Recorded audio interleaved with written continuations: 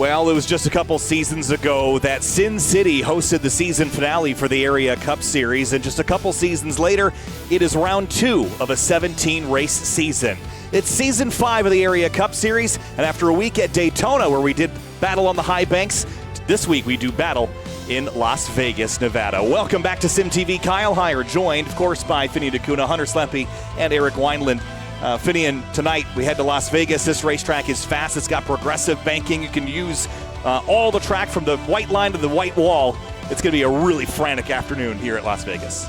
Yeah, I was going to say, can't wait to see these guys get going because this is the first intermediate track and pretty much what we're going to see for most of the season. So, Daytona, typically the grand equalizer where we see a lot of drivers, up near the front, drivers you may not normally see near the front every single week. Here we're going to see which drivers are going to be dominating the intermediate tracks to make them the bulk of the schedule and see really who are our title contenders, at least the first glimpse of who could be our title contenders.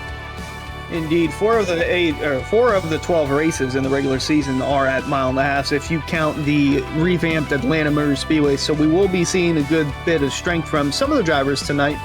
And it might be Jake Nichols, because although he didn't win last week, he's won here in Season 2 and Season 3. Looking to be the first 3-time winner here in the Cup Series at this track. But he's got a bunch of challengers there, Hunter, including the guys that may not have finished well at Daytona, that want to have solid runs tonight. The guys that finished well, they're going to take some risks, roll the dice a little bit. I know a guy that rolled the dice in Season 1 and won this race on fuel mileage. Yeah, it's going to be a fun, interesting night to watch. 140 laps is the race distance tonight. Qualifying already underway, and a full field here tonight as well. 43 competitors going to do battle on this racetrack, and it's a hot day here as well. 91-degree track temp. It could be warmer. Air temp's only 67, but the track is warm as well. 24% humidity. It's that dry heat that we always talk about coming to Las Vegas, Finian. But that big field, it's going to be dry heat in the air, but it's going to be intense heat on the racetrack. Yeah, absolutely. 43 drivers showing up here for the Area Cup Series, the second full race in a row. Can't wait to see where everyone stacks up in here. Again, no one also going home with that as well. So everyone guarantee this start. It's just a matter, are you going to be starting in the front and have an easier day? You're going to have a long way to go from the back. Well, it seems like, once again, if you start inside within the first 4 rows, you're in a good starting spot. 701 this race this season to go from the 3rd position. The furthest back that a winner has come from is Season 3 and Season 1 with Jake Nichols. And Eric, I know you said you know a guy who won Season 1 on fuel mileage. It was you. You won from the 8th position back in Season 1. Yeah, man, that race was a lot of fun back in the old Gen 6 car when Area first was born. And second race of the season here in Season 5, Jordan Martin putting up a good time to the top of the board. 43 for the field, Kyle. Quite a lot, but I'm surprised we didn't have any go homers this week. Maybe some of the guys from Daytona felt that the season was over after Daytona. Well, win and you're in, but if you can't get in, you can't win. And so that was true for a couple of drivers last week. Everyone will be in here tonight, but Go ahead. Actually, I was going to say, just check the entry list again. Looks like we have 44, so someone is going to go home. Well, let's see. Here's Casey Lakatos in that number 50. At the Global Trans just livery. Joined the server late right before qualifying started, Kyle. Yeah, and he was very impressive in his area debut. Won the shootout, was really competitive in the 500, and was a front row starter for that race. So his season was off to a good start here, Hunter, but maybe a bit of a late jump on Las Vegas tonight. We'll see where he stands. Indeed, as he comes across the stripe. 7th quickest for Lakatos. Yeah, not a good look there, but we will see what happens in the race, as right now Mason Kane with 5:30 left in the session is on the top of the charts. And here's the 24 of Michael Curran. What we got on the sign today? Looks like congrats to Mr. and Mrs. Shane Therian on getting engaged. Seriously, the best news. We're all so happy for you, too. That's big congrats to the Therian family. That's good to hear. That's some big news. Yeah. And Curran will forward to take us down into turn 1. Michael's going to put it right on the yellow line. He's going to miss all the bumps here, Finian, on the, I call it like the 1.5, almost second groove of 1 and 2. Nice and smooth in 3 and 4, though, so I expect him to pin it around the bottom. Yeah, I see a lot of guys leave a little bit of space again just to avoid hitting that apron and then getting the car a little upset. You lose a little bit of speed. And considering these guys are pretty much full throttle the entire lap, they're just going to ride, like you mentioned, that 1.5 groove. But Michael Curran across the line for him, it'll be second fastest, just shy of Mason Kane in the 31. So P2 for Michael Curran. Lots of others on the racetrack right now. David Weishart joins us again. Don't have his camera here tonight. We do have onboards with Ricky Springer, Connor Horn, and Dom DeLeo as well. Looks like DeLeo, I thought, was on the racetrack, but he has already run his lap time up to P5 in the number 22. Here's Weishart on his quick lap down into turn 3 in the Matco Tools Toyota Camry. Let's see how he can do out of turn 4 in his Toyota. Trying to see if he can get up there near the top as he comes flying across the line. Can he beat the 24 or the 31 up on top? He'll beat the 24, not the 31. He will be now second fastest by just 0.005 of a second off the 31 of Mason Kane.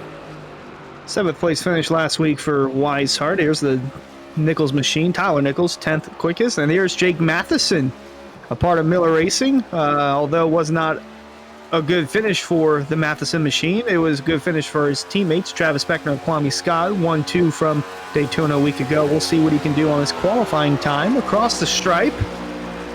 The starting time. Yes, just kicking things off. I do want to mention that pole time will have to be over 182 mile an hour average. That's what Mason Kane ran, just into the 182 mile an hour mark. So anyone that is going to beat him will have to be in that bracket as well, Finian. Yeah, trying to see if he can get up there. And again, he's looking really quick at Daytona, and that team in general did a great job. Of course, Travis Beckner winning the Area 500 as Matheson comes cross line in there the it is. 56. Up to the top he will go. Yep. Oh. A very solid time, 37 thousandths over Mason Kane. I was talking to some of the drivers that were practicing before the session went live, and our best estimated pole was going to be in the low ones. Well, Matheson has smashed that into the zeros. And we'll see what Ryan Hartz in the 3 car can do as he comes up here off of turn 4 to complete his lap. Looked pretty solid. He got to the line very well in 3 and 4. Hartz will run 181.9, so that will put him P4 on the board, 30.123.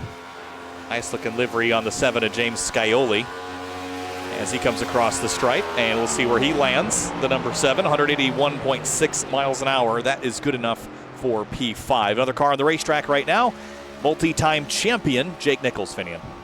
Yeah, returning to his normal colors in the 73 this week, it seems. I think this fits a lot better than I thought he was going to run the other paint scheme for the rest of the season. This is a lot more fitting. The purple and blue for the 73 as he comes across the line for Jake. He's going to be up top, like how he started in the Area 500. No, only 15th. Wow, that's a very slow time for Jake, what we normally see out of him. A little brotherly love there. Next to his brother in 14th. There's the 51 of Ricky Springer. As mentioned, we got the InSim set up with him. Looking to bounce back from Daytona. Coming across the stripe. 10th spot for the moment. Still a minute to go in qualifying. Not looking good for AJ Roger. He is the lowest open car right now. Granted, we're still waiting for guys to finish their times that are open cars. Justin Bondurant, as we learned pre-race, will turn a time here that'll put him... I lost him on the leaderboard already. Bondurant landed in... Where did he land? Yeah, where did he go? I'm trying to find where he X. went. I think he X'd because I got him Yeah, a lap you're right. complete, but no time. And so did Connor Horn, by the way, and Alex Cummings. All of those drivers have invalidated their lap times. Connor Okrezik goes 5th quick in the number 14. Here comes Edward Scherer Jr. across the stripe. And 180.9 miles an hour. That's 30.294. Only do 29th quick for him. 16th place. Delonte Ballard just locked himself in the show. It's F. Noel. That'll do it for Noel. Yep. Wayne Culberson, 30.198. I'll jump him into the top 15, almost 16th place. And I think that's it for everybody. Jacob Bell has not made an attempt yet. But Travis Beckner also looks like he invalidated his lap. Wow. Area 500 everyone winner. else Yeah, it looks like everyone else has invalidated laps, so interesting stuff there. And it looks like, as it stands, it'll be AJ Roderick and Cosmin Yoneshiu that will be missing out on the show. We actually ended up going up to 55 drivers attempting to qualify. 45. 45. Man, don't scare me like that. Gosh, I don't need that in my life. Finian, I didn't know you were back at Daytona with the Pro Series. Yeah, I know. I heard a lot of people showing up for that race. Oh, that was the most stressful qualifying lap I've ever run at Daytona. Too many cars. Too many cars. Let's have to start running heat races here. Race fans, be sure to subscribe to the Area iRacing Twitch channel. As a subscriber, you'll have Area iRacing emotes to use in the chat. You'll also earn double channel points as a subscriber that you can use to redeem for free merchandise, all at the price of just $5 a month. That's twitch.tv/Area iRacing. If you're watching on YouTube, you can't use those emotes, so make sure you head over there as well to use all the features and fun available to you over there. You can also earn those channel points and use those to redeem on free merch. We'll talk about that a little bit later tonight as well with shop.areaiRacing.com. So Las Vegas at 140 laps. Let's talk a little bit here about strategy. Again, it's a relatively warm day on the racetrack. The air temp is pretty cool, so as we get later in the day, the sun will drop out of the sky. It should cool the track temp here a little bit. Multiple grooves, though, Finian. This high side of this racetrack loves to get utilized. Maybe not so much, though, in the next gens as compared to the B-Series cars we'll see on Thursday. Yeah, and I was going to say, I'm curious to see how these cars perform, with them being mostly open throttle for most of the lap. We've seen some great racing here in the past. Again, with the higher temperatures, though, that's definitely going to play into a factor. I think we're going to see drivers get a little bit more dispersed in the hotter temperatures. So with that complete, we're going to head down to the racetrack and get through a Roasted Gems Coffee starting lineup here in just a moment's time. It's a big lineup. It's going to take us a while to get through it. We probably won't get through it. So let's take our picks now. Eric Wineland, who you got winning this thing? I'm going to go to you first. I was wholeheartedly unprepared to do an early pick. So let's... Take a gander. Yeah, I think we're going to... You know what? It's Las Vegas, gentlemen. 41 black. Tyler Nichols finds a way to win this race. Tyler Nichols. Hunter Sleppy, who you got? Second last week, first this week. Kwame Scott in the 99 wins it. Really? All right. Finian. I'm liking Mason Kane. Open car, did fantastic in qualifying. He's starting in second. I'm going to pick him. Car starting fourth for me. Ryan Hartz was a runner-up here in the championship race a couple of seasons ago, right behind the number 73. Maybe it was wrong for us not to pick Jake Nichols, but I'll tell you that number 3 is overdue for a win here after that race in particular. Let's roll through our Roasted Gems Coffee starting lineup. Race fans, start your engines with a fresh cup of Roasted Gems Coffee. Choose from some of the finest coffee beans from Colombia and Peru, or try the blended flavors of French vanilla and hazelnut. Use discount code Area iRacing for 10% off your order at checkout at roastedgems.com. Row 1, Jake Matheson in the number 56. The Calusa Pines car rolls off alongside Mason Kane in second place. Moving on back to row number 2, David Weiser going to be rolling off in the 33 and third. Next to him, Ryan Hartz in the number 3 and fourth. Connor Okresic starts 5th in the number 14. James Scioli 6th in the number 7. Moving on back to 7th place, Michael Curran in the 24. Moving on back to 8th place, it's going to be Bryce Senezak in the 09. Row 5, it's Matthew Bell in the number 9 Chevrolet Camaro. Jordan Martin, repping Toyota, starts 10th in the number 38. Back in 11 is going to be Vincent Cortez in the number 32. Next to him, it's going to be Blaze McKinney in the 87 and 12th. And in 13th place, it's Dom DeLeo. We've got his on board tonight, or at least we did. Well, we still do. Starting in 14th place, it's Ricky Springer. We'll have his on board as well. Kwame Scott's going to be rolling off in 15th in the number 99. Next to him, Dwayne Culberson in the 81, rolling off in 16th. And 17th place is Delonte Ballard in the number 21. Greg Mitchell starts 18th in the number 2. Moving on back to 19th, going to be Brad Slaughter Jr. in the 83. Next to him, Spencer Burns in the 06 in 20th. 21st place is Cameron Hearn in the number 4, looking for some luck. Tyler Nichols, Eric Weiland's pick, starts 22nd to the 41. Back in 23rd, way back in 23rd, is the 73, Jake Nichols. He's got a big hole to jump out of tonight. Next to him, the 5, Garrett Grant in 24th. And 25th place, Justin Anasogak and Blake Hopp roll off in 26th. Here's the rest of the running order at the bottom of your screen. Cedric Hunter, Jeremy Miller, Nathan Jubb, Edward Scherer Jr. And the last 10 rows of cars in this 43-car field. No start looks like for Yusuf Ghali, nor Jacob Bell, nor Alex Cummings. Maybe Alex Cummings is out there. As we Cosmin Yoneshiu and AJ Roderick. Got it. Thank you for that update here. Say Bell may Bell's having hardware issues is the report from pit road, Well, guys. So doesn't surprise it's me. gonna be a tough night for the owner of area in the 77. So 140 laps. If this race goes green from start to finish, it ends us in 1 hour and 10 minutes time. Going to be a frantic start here. Potential to go yellow quite a bit as field rolls here off of turn number 4. Average yellow with 80 laps to go.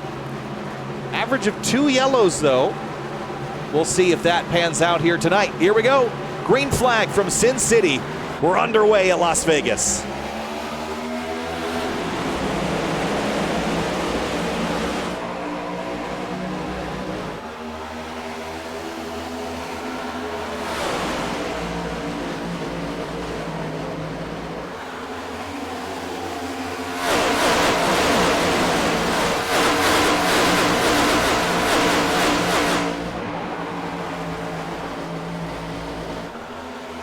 Mason Kane way up the racetrack in 3 and 4. 3 wide for a moment with the 8 of Rafe's, that's Ryan Hart's in the middle and the number 3. Lap 1 is complete. I told you it'd be frantic, Vinny, and it's still 3 wide for 4th place. Yeah, it's because these guys not letting off a bit. Oh, Mason Kane, poor start for him. Immediately back to 5th, might be even lower if he can't get past Ryan Hart. He gets a great run off of turn 2. Still a drag race for that 4th place position, 3 wide. Michael Curran just backing off, not quite. He's still keeping the throttle in, and they're still pretty much 3 wide. Chatted a little bit with Mason King before the Cup race as we're on board with Scioli. He said he only got about 10 laps in practice, so seems like it was just on the qualifying set because he's dropping like a rock.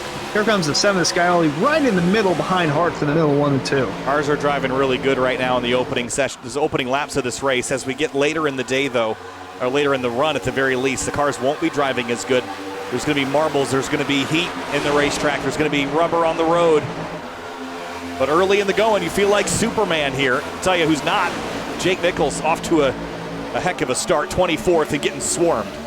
Yeah, back down to 25th. It's one of the lowest positions we've seen Jake Nichols in quite a while. But again, it's a marathon, not a sprint, so he has some time to get up near the front. 136 laps to be exact to get near the front. I'm sure he's going to take his time. We've seen time and time again, he waits to take his time, waits for everyone to burn their stuff up. He's so good at coming back near the end of a green flag stint, and it'll be up there. So it's just a matter of time for the 73's up there, and I'm wondering that's what we're seeing with the 31 of Mason Kane too, riding it a little bit slow early on. Brad Slaughter, you can see there, he's been having some internet issues flashing in and out constantly, and he's been dropping back because of it.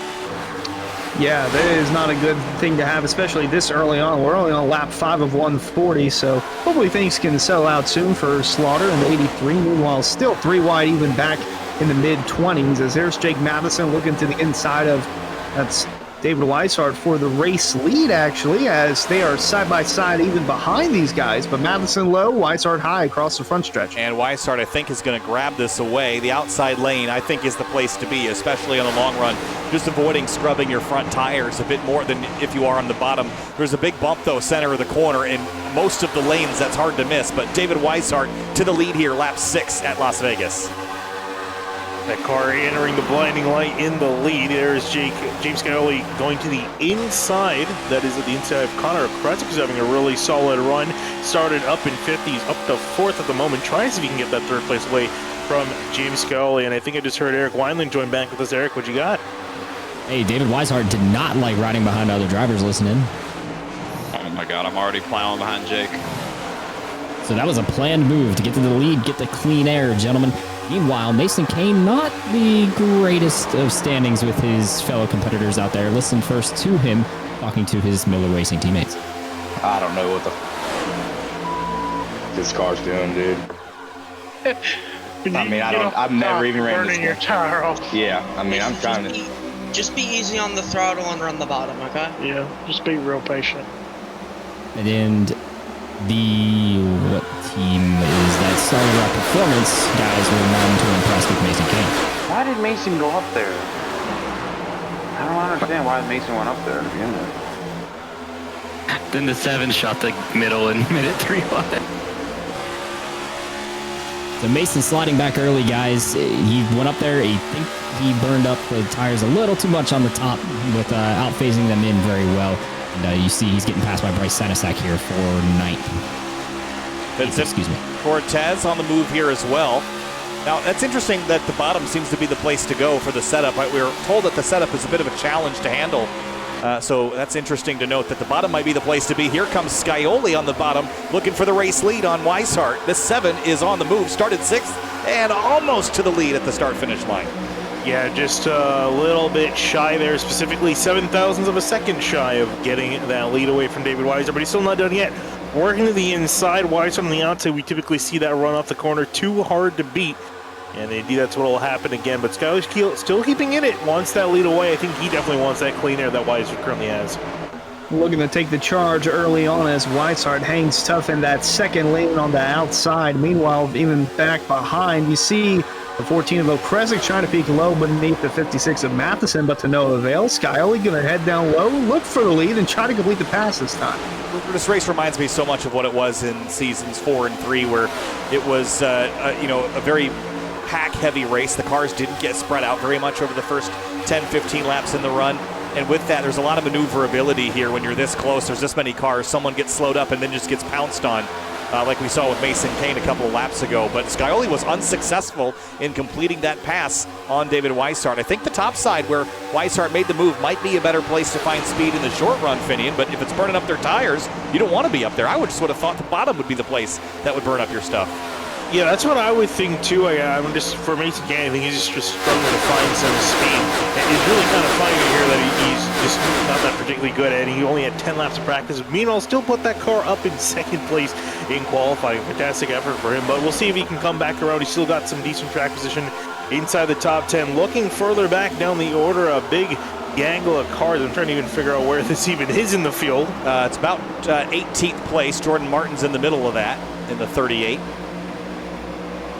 There goes a giant swarm of cars, 3 wide off of turn 2 for distance. That's dicey. Yeah, and you see Cameron Herndon behind in number 4 trying to figure out where on earth he wants to go because there is no place to go, quite literally. And then back down to 3 wide, you see Jake Nichols way up on the top, still trying to make up some ground. Yeah, chaos all throughout the mid-teens and early 20s. There's the 73 of Nichols still trying to navigate his way through. 3 wide, though, in front of him. Spencer Burns in the 06. There's the Ada Slade going through the middle. Going to be close. Might see 4 wide again. Oh, Burns in the wall right in front of Nichols. Yeah, Spencer Burns just touched the wall there. Here's a big dive up the inside. That's not going to work. And there's a slide. The 13 car's out of control. And if they can gather it up, that would be amazing. Oh, my goodness. I think they are going to. Cedric Hunter basically saved everybody there. That was nice.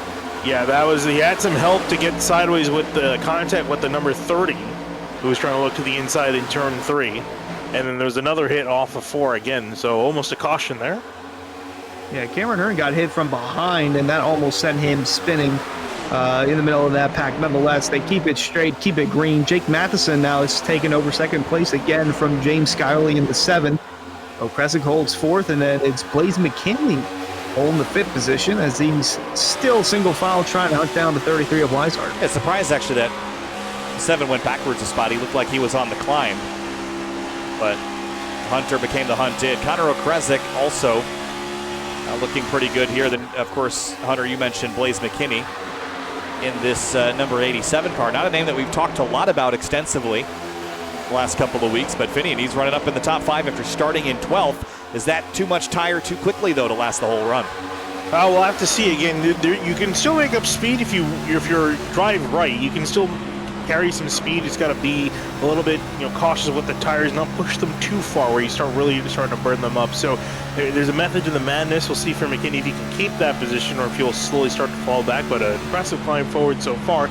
Still think he's not done. I think he's definitely eyeing up trying to get past 7 here of James Scioli. Oh, he's going to have a nice run here coming through turn 4. He's going to keep it tucked on the outside, actually. Not going to do much there. And looking throughout the rest of the top 10, you see there he is, the 32 of Vincent Cortez, diving down low beneath the 3 of Ryan Arntz. He's moved all the way up to 7th, and then even behind him, Ricky Springer had a rough go at Daytona, but running in the top 10 so far. Curran and Matthew Bell round out the top 10 as we head back down the pit road for an update from Eric Weiland. Hey, you guys saw that craziness there with 4 wide entering turn 3, and Cedric Hunter almost went around. Well, some guys weighed in on that, so we'll racing. Like, okay. Yeah, I'm good. Jeremy Miller just ran him over. Good job. And Cedric Hunter was none too impressed with what happened. Well, I gained like 12 positions, and just lost it all because of that.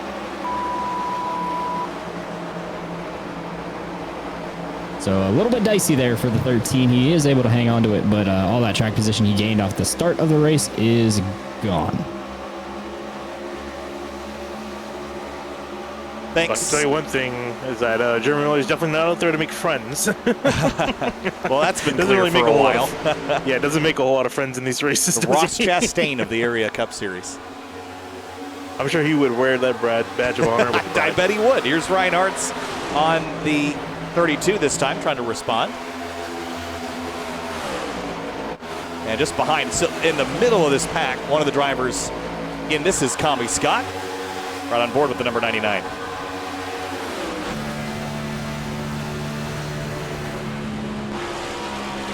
Rafe Slate behind. There's Bryce Senesac on the bottom, Jordan Martin on the top. And that's Spencer Burns just ahead, who was in the wall a couple laps ago, but just scraped it. I don't think he did a lot of damage to the car.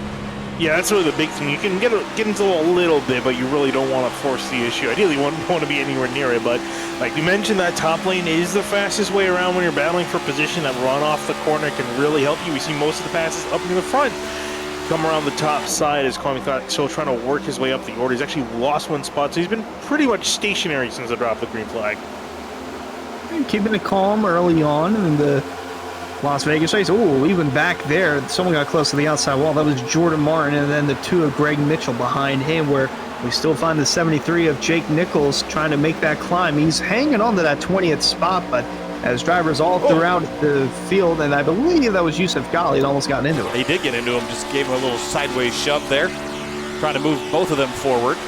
And Jake Nichols, his progress has been slow, but Finney, I think you pointed out earlier that Nichols will be in this fight for the win. It just might take him 50, 60 laps to get up there. Ghali all over the back of him, though, and to the inside. Yeah, Ghali's been making a very solid climb forward, and he's not stopping anytime soon. Started in 40th position, up 19 spots from that starting position. So he's continuing to move on forward. No sign of slowing down for the number 54. It's all right behind Jordan Martin. Shut the door on Travis Speckner trying to take away the position. He's still fighting back behind. Nonetheless, up front, still David Weishart leading. Matheson, Okrezik, McKinney, and Cortez now has worked past the 7 of Scioli and is inside the top 5. Yeah, I'm still amazed with 43 cars in this field here and the aggression level we've seen. We've been green for the first 24 laps. Look at the 73 taken to the high lane to try to find some advantage, and he has found it. Look at the run he's going to build on Miller and on the 09 of Senesac, but then where do you go? Yeah, it's really the big thing is where do you go, and I'm curious to see what the game plan is for Jake Nichols. You know, does he try to push forward? Gets a little bit of a block from Bryce Senesac as this 3 wide ahead of him with Jeremy Miller in the middle of it. Yusuf Ghali to the inside, who gets past his teammate, and now gets put 3 wide again to the outside. Greg Mitchell's on the inside, almost rubs doors with Jeremy Miller, who's pinching that number 2 to the inside lane. Jake Nichols is saying, "Get me out of this." So he's staying behind the 09 of Senesac, actually looking towards the outside, trying to get some clean air before going in the turn. Yeah, I want to talk about Senesac for a moment. He got his first top 10 in the Cup Series last week since Season 1 back at Kansas, race 16 of the season. Then qualifying inside the top 10 today. Oh, he got a shove there from the 73 of Nichols, but it worked his way in the opposite direction. And Senesac now looks to go around the brother of Jake Nichols. Watch the 30 and the 2. Nichols. They get together right to the inside of Jake Nichols, and they're going to come together. Greg Mitchell gets knocked sideways. Wow.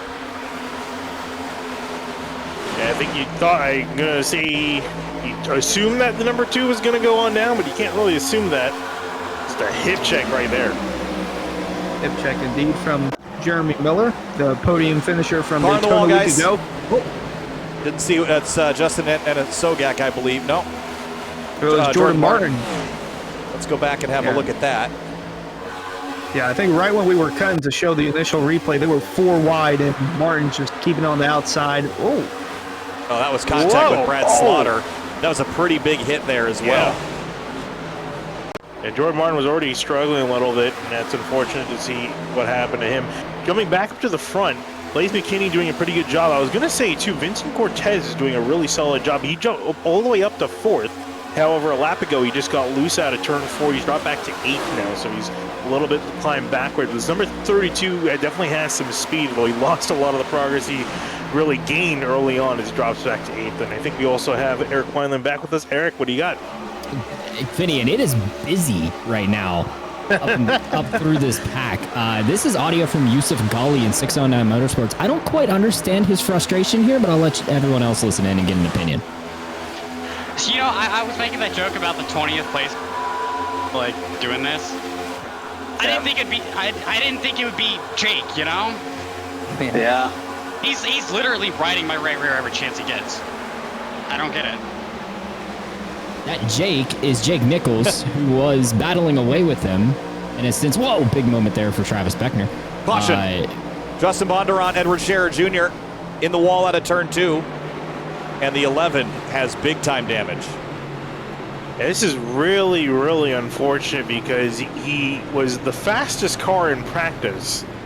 It's qualified near the back after making mistakes. Started in 41st, and unfortunately he's found quite a bit of trouble here as we look at the replay. I think he and Scherer Jr. are going to get together here mid-corner right there. Bounces off the one. Oh, man. Oh, holy my cow. That was a hellacious accident. This is a wreck we see at Daytona. I was going to say, you really don't see a wreck like that at Vegas, seeing a car go airborne into the fence in a stock car. Wow. One cockpit Now I know why I heard the motor pop. Yeah, right here. Just gets turned and then up into the outside wall, gets knocked up into the fence. Yeah. Upside down. That was wild. Yeah, and it looks like, looking at the replay, it already looked like the 11 was a little bit loose mid-corner. He slowed down to gain it back, and then unfortunately Scherer Jr. with the run he had got into the back. Here's a look at the static here. Great view. Seth Knowles very fortunate there.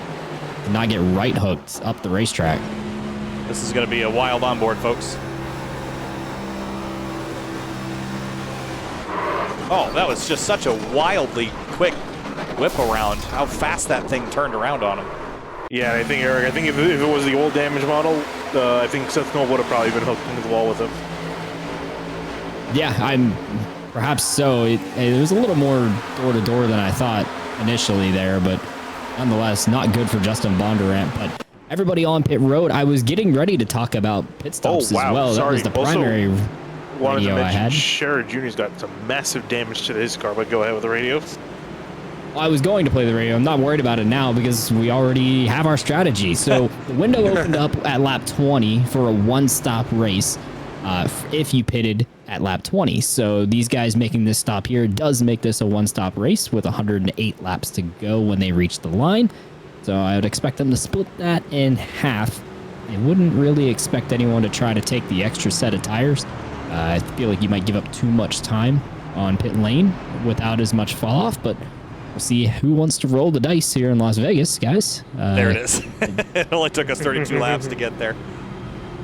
Hey, I mean, take those chances. If you're playing a drinking game at home, I'm glad I can contribute to it. Drinking game on a Monday night is a bad idea. But I guess if you're in Las Vegas, every night's drinking night, right? Yeah. Someone's got to pay the bills for the big casinos, right? I guess so. Hey, I mean, you guys missed the fact that I said 41 black was my pick. No, I understood. I don't get cards. That's why I don't enjoy Vegas very much. Oh, no. Oh, no. Oh, no. I told you. Not card. I don't Oh, the cards, man. It's roulette. Whatever. Oh, See, boy. I thought that was a card game. For those watching at home, one, gamble responsibly. Two, if you would like to fund Kyle Heyer's bachelor party out to South Point, let us know. I don't want to go out there anymore, dude. Every time I go out to Las Vegas, it's for a trade show, and it's not a good time. You want to spend time in what's a glorified aircraft hangar attached to a hotel with air drier than the Sahara Desert. Water fountains are 27 miles away, and it takes 42 days to get your boxes of stuff to put up your display. That's what those are. So I think we just hit a pressure point. I think you have no idea. There's some nasty memories tucked away in there. Well, I can tell you one person who's having a much better day than Kyle is recounting the memories of Las Vegas. It's Blake Hopp in the 23. Because he was the only driver to miss out of the Area 500 last week, so was able to qualify in for the show tonight. So he's doing an okay job running back in 37th after these round of pit stops. Thanks for getting us back on track. Yeah, no problem. Someone's got to be professional. Not Kyle. All right, well, I wonder if our safety vehicle will have to get flat-toed off the racetrack. Doesn't look like it. Those that missed the Martinsville race, that was hilarious. Yes. By the way, I don't know if we documented it. Jordan Martin's damage on the backstretch from that incident was very terminal to the right front. So he had a meatball flag. He has since come to pit road and is getting the car serviced. I'm not sure if he's back on the track. He just returned to the racetrack. Yes, he is 2 laps down. So Jake Matheson will control the restart here. He's led 6 laps. David Weishart has led 27, the lion's share of the laps so far. Ryan Hartz hasn't led any. It was my pick to win this race. He's moved up a couple of spots here. Well, a spot for the restart on the bottom of the racetrack. Working lap 35 of 140 when we come around for the restart. Here to see if anyone's going to use what they've learned on this first run here as far as tire management. Was hearing word that Jake Matheson felt like he burned up his tires to get to the, trying to get to the lead, but now the 56 has the lead. We'll see what he can do with it. Good pit stop there for the 24, Michael Kern, all the way up inside the top 10. Outside on that third row, going to be a good restart here, Kyle. Sure is. I wanted to point out my last time to Las Vegas, I was working with this kid. He's got, I can't see it, but he's got his Valvoline shirt on that he got from that activation. So here we go, green flag. Back in the air here in Las Vegas. Outside row did not go. Weishart did not get a very good launch. And Hartz will be promoted up into second place. Looks like the 32 of Vincent Cortez drops to the inside. Yeah, I don't blame him for that poor of a start. And Connor Grezik trying to see if he can also get up into third on that inside lane. But finally, 33 gets to speed, gives a big push to Ryan Hartz to try to defend that second place spot. Not a good restart on the outside at all. Weishart in jeopardy of losing third and maybe even fourth. There comes McKinney. Thought about making it 3 wide in the middle. Going to give a little shove to the 33 of Weishart. Even behind these guys, Golly in the middle, 3 wide with Kwame Scott on the outside, Mason Kane on the inside in turn 1. That dicey stuff here. Kwame Scott on the outside and that number 99. Look at the focus on his face as he navigates this. The 21. Delonte Ballard sideways into Connor Horn. And we have a caution out. Yeah, that got his attention. Holy cow. Wow. Second yellow of the night. And where that started with the 21. Indeed. Yeah, looks like Delonte Ballard got tight, went up into, I believe that's Beckner, yeah. Beckner. Got Rafe Slate tagged as well. Oh, and I think Rafe Slate actually got away without a whole lot of damage other than that from the initial contact.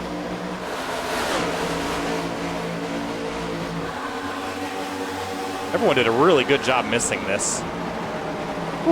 Everyone did a good job recovering from that. Nathan Jump. He was the car that went to the inside, trying to avoid that whole incident. Connor Horn, though, first. Yeah, he's going to have a little bit of right front damage, but did another very good job of getting that car straight. Well, you mentioned Nathan Jump. Here's his on board. Driver for Vizika's Motorsports here. Everything's going fine, hunky-dory. And I think just saw some smoke and dipped to the inside. Oh, man. Great work there. Everyone did a nice job. Kept his foot in and going to the inside, too. Could have been a lot worse than it was. So that was well done. So I don't think we'll see a lot of drivers hit pit lane, just those I think that were involved in that collision. Good opportunity to talk about Simrat Market, our Simrat Market replays tonight. Race fans, head over to simratmarket.com for custom iRacing paint scheme templates that are simple and easy to use, so it keeps you more focused on the racetrack. Eric Wineland. Radio from Solar Flare Racing, guys. Listen in to Jake Nichols, Delonte Ballard talking what happened. You got you literally got the worst of both worlds there, where you got my dirty air and his push. Like, you got double. Yeah, I don't know if I'm to blame of that or what. So Delont got dumped dirty air from Jake Nichols in front of him, which caused the car to look like it got tight. He pushed out into Travis Beckner, and it was on from there. He was trying to hang on. So not a good racing incident there for Delonte. Did not get a good end to that one. But Dom DeLeo, guys, is looking fairly okay, up to P12 now. Yeah, nice start here for Dom. Started 13th, running up in 12th spot.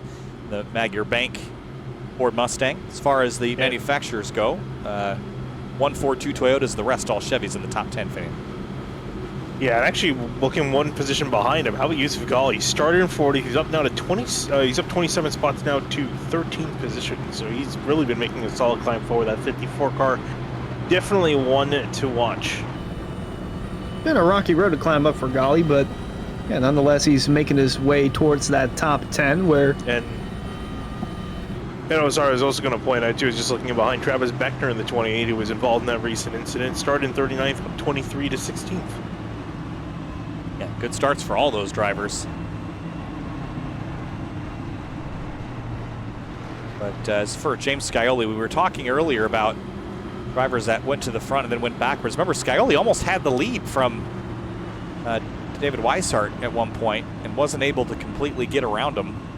Now Weishart runs 6th after the pit sequence. Scioli still kind of mired at the back half of the top 10. He's got really good short run pace. We haven't really seen the long run pace yet. That's where I'd expect Jake Nichols to excel, but not be strange to see James, Jake, and Ryan up at the front, as we've seen here in past seasons. Not a lot has changed with this car in the last few months since we ran at least season 4, so I would expect a lot of the same players to be shifting and shuffling towards the front. Well, the thing is, a lot of the newer players that are really starting to show off here. Jake Matheson leading the race, Blaze McKinney in 3rd. We got Vincent Cortez sitting in 7th place, Spencer Burns in 10th, Kwame Scott 11th, Yusuf Ghali 13th, Mason Keane 14th. There's a lot of new drivers in the top 15, so they're competing with the guys that we typically see near the front and starting to push them a little bit further back, which you love to see because we already had some fantastic drivers in this series, and now these other guys really stepping up to the plate and giving them a run for their money. I was just about to say that, given the 7 of Scioli, the 3 of Hartz, even the 33 of Weishart, and the 73 of Jake Nichols, giving all those guys a run for their money because we're typically used to seeing those guys racing in for the win inside the top 5 and the top 10, but now some new faces coming in and reshape it again for the Area Cup Series. Well, every season, the intensity has risen and made it a bit trickier for Jake Nichols to claim a championship. But doubled up for the restart. This will be our second restart on the night. We've had 2 yellows so far. 2 different leaders, 2 different lead changes. And fastest lap so far of everybody is the one of Seth Knoll, 30.030. That's a quick lap. Yeah, really quick lap for him. However, he's still mired back in 17th. I'm sure he'll love to be running quicker laps, though near the front, still working his way forward. That's a track record, by the way, in area. That's quick. Your RC will get broken when we get later into the evening. So 100 laps to go here for the restart. 40 laps in, 100 to go in this 140 lap race in Las Vegas, Nevada. Here we go, inside lane again. Good launch there by Matheson, kind of checked up the inside. And Hartz, just like Weishart on the previous restart, just did not get going. But now he's up to pace, and it's a drag race into 1 for 2nd and 3rd. Still a drag race going on. Blaze McKinney trying to see if he can secure that 2nd place spot to get ahead of Ryan Hartz. And indeed, he just barely misses out and getting in front of the 3. Ryan Hartz will establish an outside lane as McKinney still tries to fight at the inside, with Matheson leading everyone off into 3 and 4. McKinney's going to have that 2nd spot off turn 4, still side by side behind him though, with Okresic on the outside. Curran now dropping down low. Below the apron, heading into turn 1. 3 wide behind him, though. Travis Beckner right in the middle with Jake Nichols on the outside. Man, and the 30 of Miller is way up top there in turn 2. You run out of space on exit, though, as everyone washes up the hill. A lot of movement down the backstretch and into turn 3. And it's going to, again, after the restarts, everyone's on fresh tires. It takes a long time to filter this out. It isn't like, you take 2 or 3 laps and all of a sudden you're all spread. It's going to be like this for 10, 15, 20 laps. Yeah, we saw even then, too, near the back of the field. It was very, very still double file, even 3 wide in some places. So guys continuing to fight for position. You look at the leaders, Blaze McKinney, Jake Matheson, again, 2 new drivers fighting for the lead here on that lap 43. And then just now cracking the top 10 just about is the 73 Jake Nichols outside with his New partner in crime, Yusuf Ghali. Those two clearly have a history for each other in this race alone. And right in front of him, Kwame Scott holding on in that 8th spot, but the 73 Nichols starting to rise to the top 10.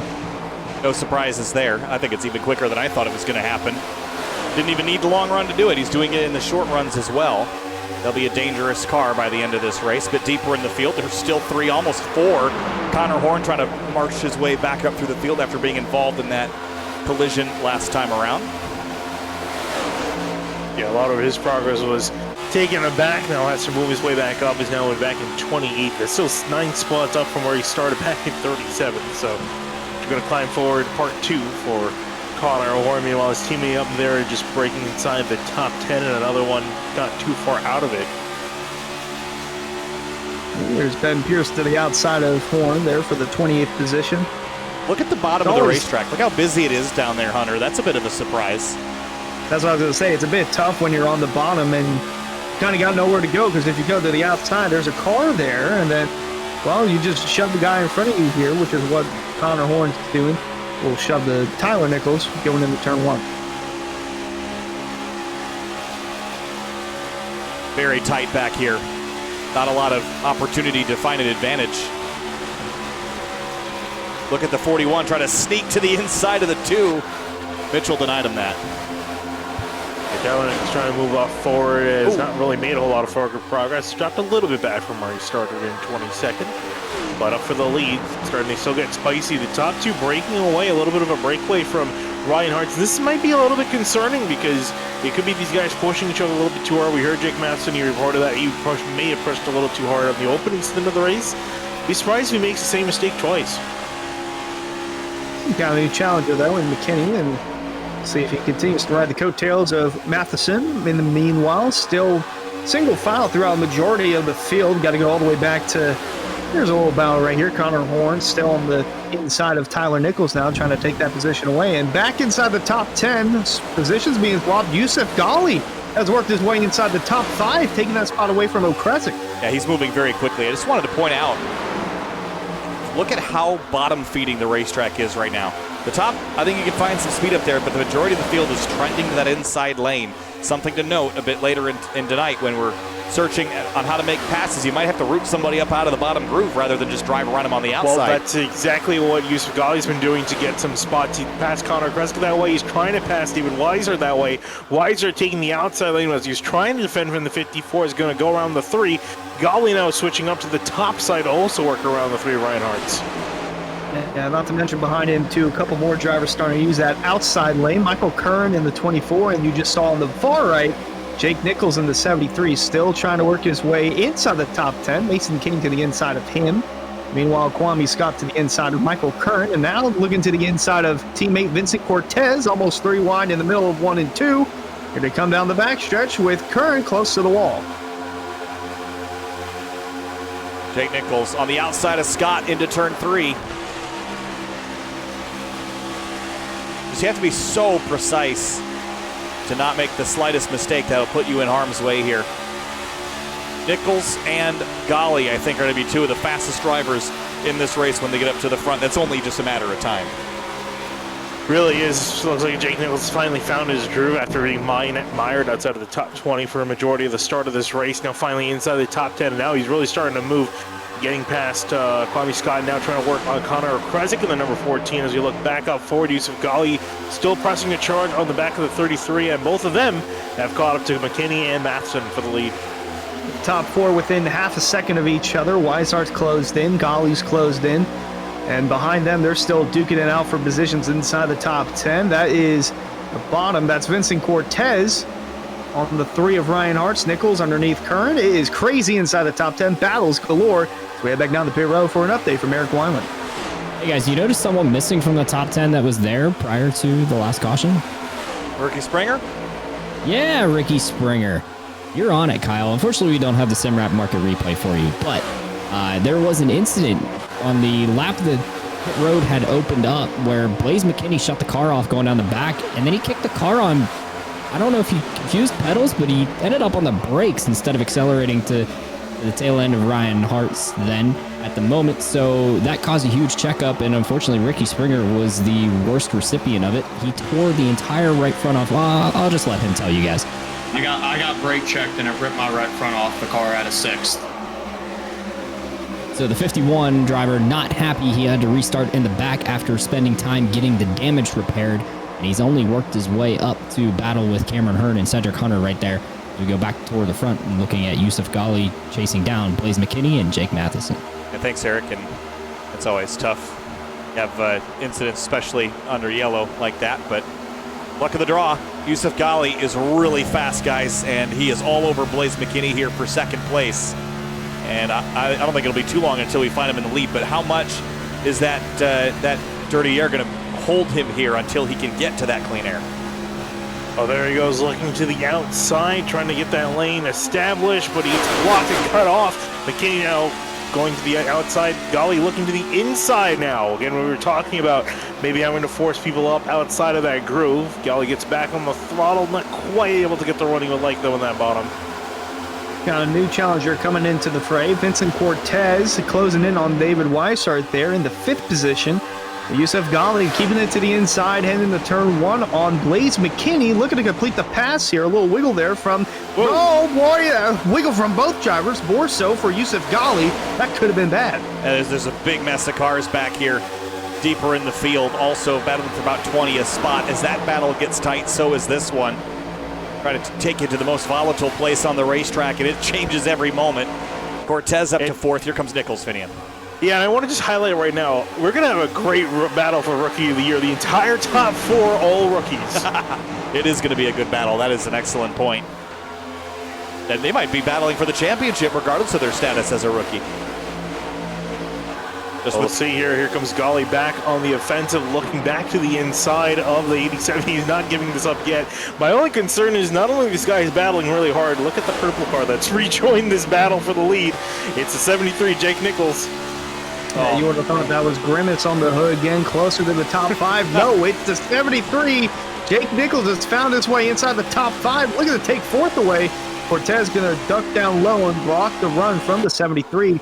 It's still side-by-side in front of him, though for 2nd and not too far up the road is race leader Jake Matheson. See if Cortez tries to go the long way around here of the 54. Ghali is struggling to get by McKinney.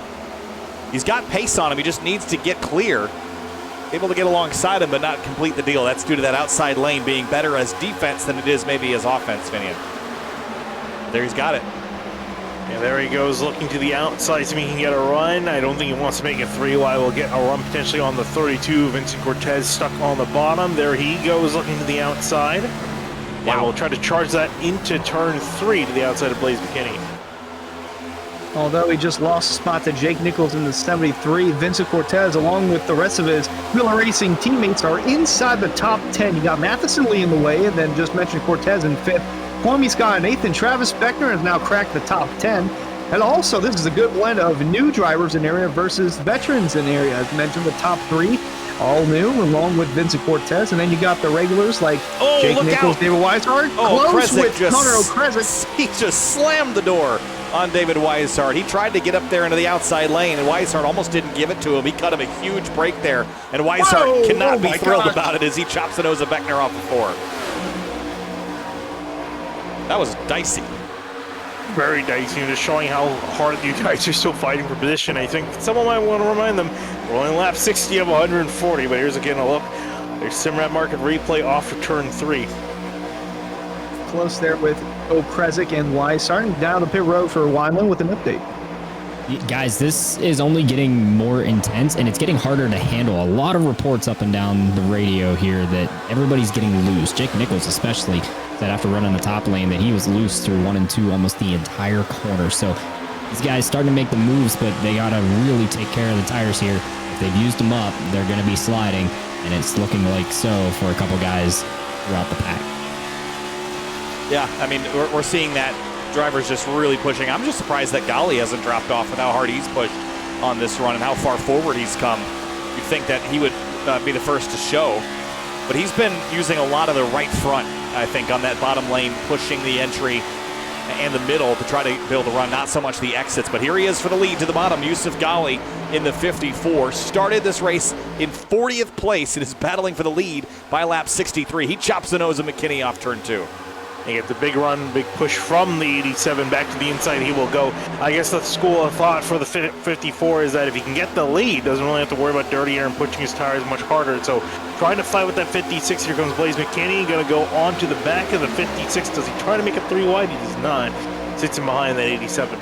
Oh my goodness, there's a 73 Nichols and the 99 of Kwame Scott. He's cracked the top 5 as well. Okrezik down low, trying to take that 5th spot away.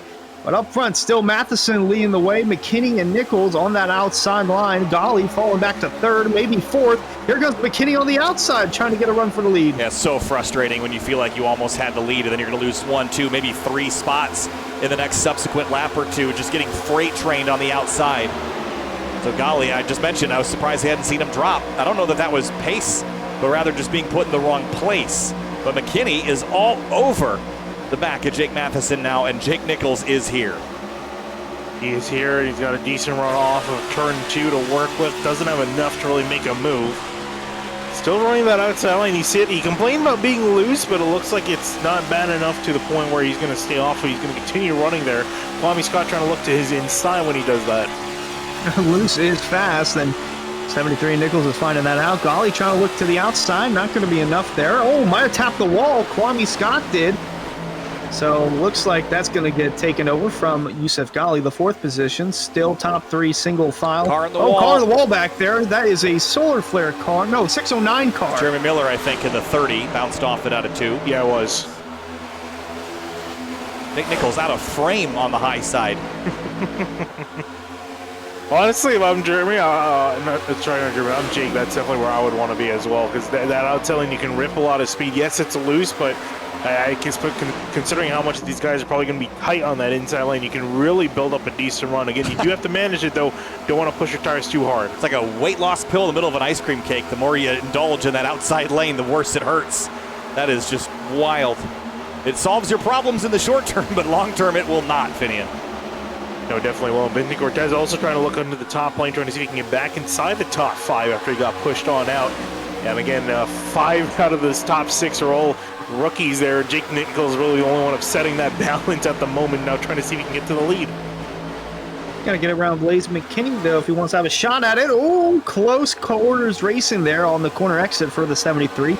Gonna have a nice run. Gonna keep it to the outside in turn 3. Meanwhile, Kwame Scott shutting the door on Yusuf Ghali, preventing any run he's got. Trying to get around him. Travis Beckner saw a couple of side-by-side battles within the top 10. You see Cortez on the outside. 1 car low. That is the 24 of Current in the middle. On the bottom, I believe that was Seth Nolan, the 1. It sure is. He's had a heck of a day, that 1 car. Started 36th, almost got collected in one of the bigger wrecks of the day. And is that the 32? It is. Vincent Cortez on the bottom. I thought I saw a cloud of smoke off the wall. No, this actually, it was actually smoke from Cortez getting loose and locking down the front to save the car. So he got really loose off the corner. Lot is going to lose quite a few spots. Going to drop outside the top 10 with that. Looks like that's Skylar Shackelford in the 88 to the outside. I haven't talked about him all race long. He's had a steady climb inside the top 15. Trying to get closer to that top 10 and join his 609 Motorsport teammate Yusuf Ghali inside the top 5. Well, now he's outside the top 5 and top 10, but nonetheless, still a strong showing for 609 Motorsports. And Connor Horn's not too far back, too.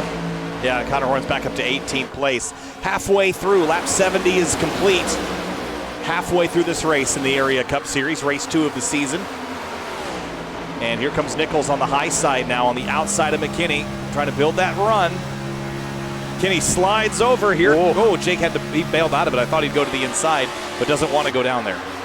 No, McKinney goes really loose off the corner. I think he didn't want to risk it, so he had to back off. So in a way, that kind of worked out for McKinney, him being that loose off the corner and aggressively blocking that much. So he'll continue ahead of the 73, but it's looking like Nichols, that car, a lot more composed than the 87.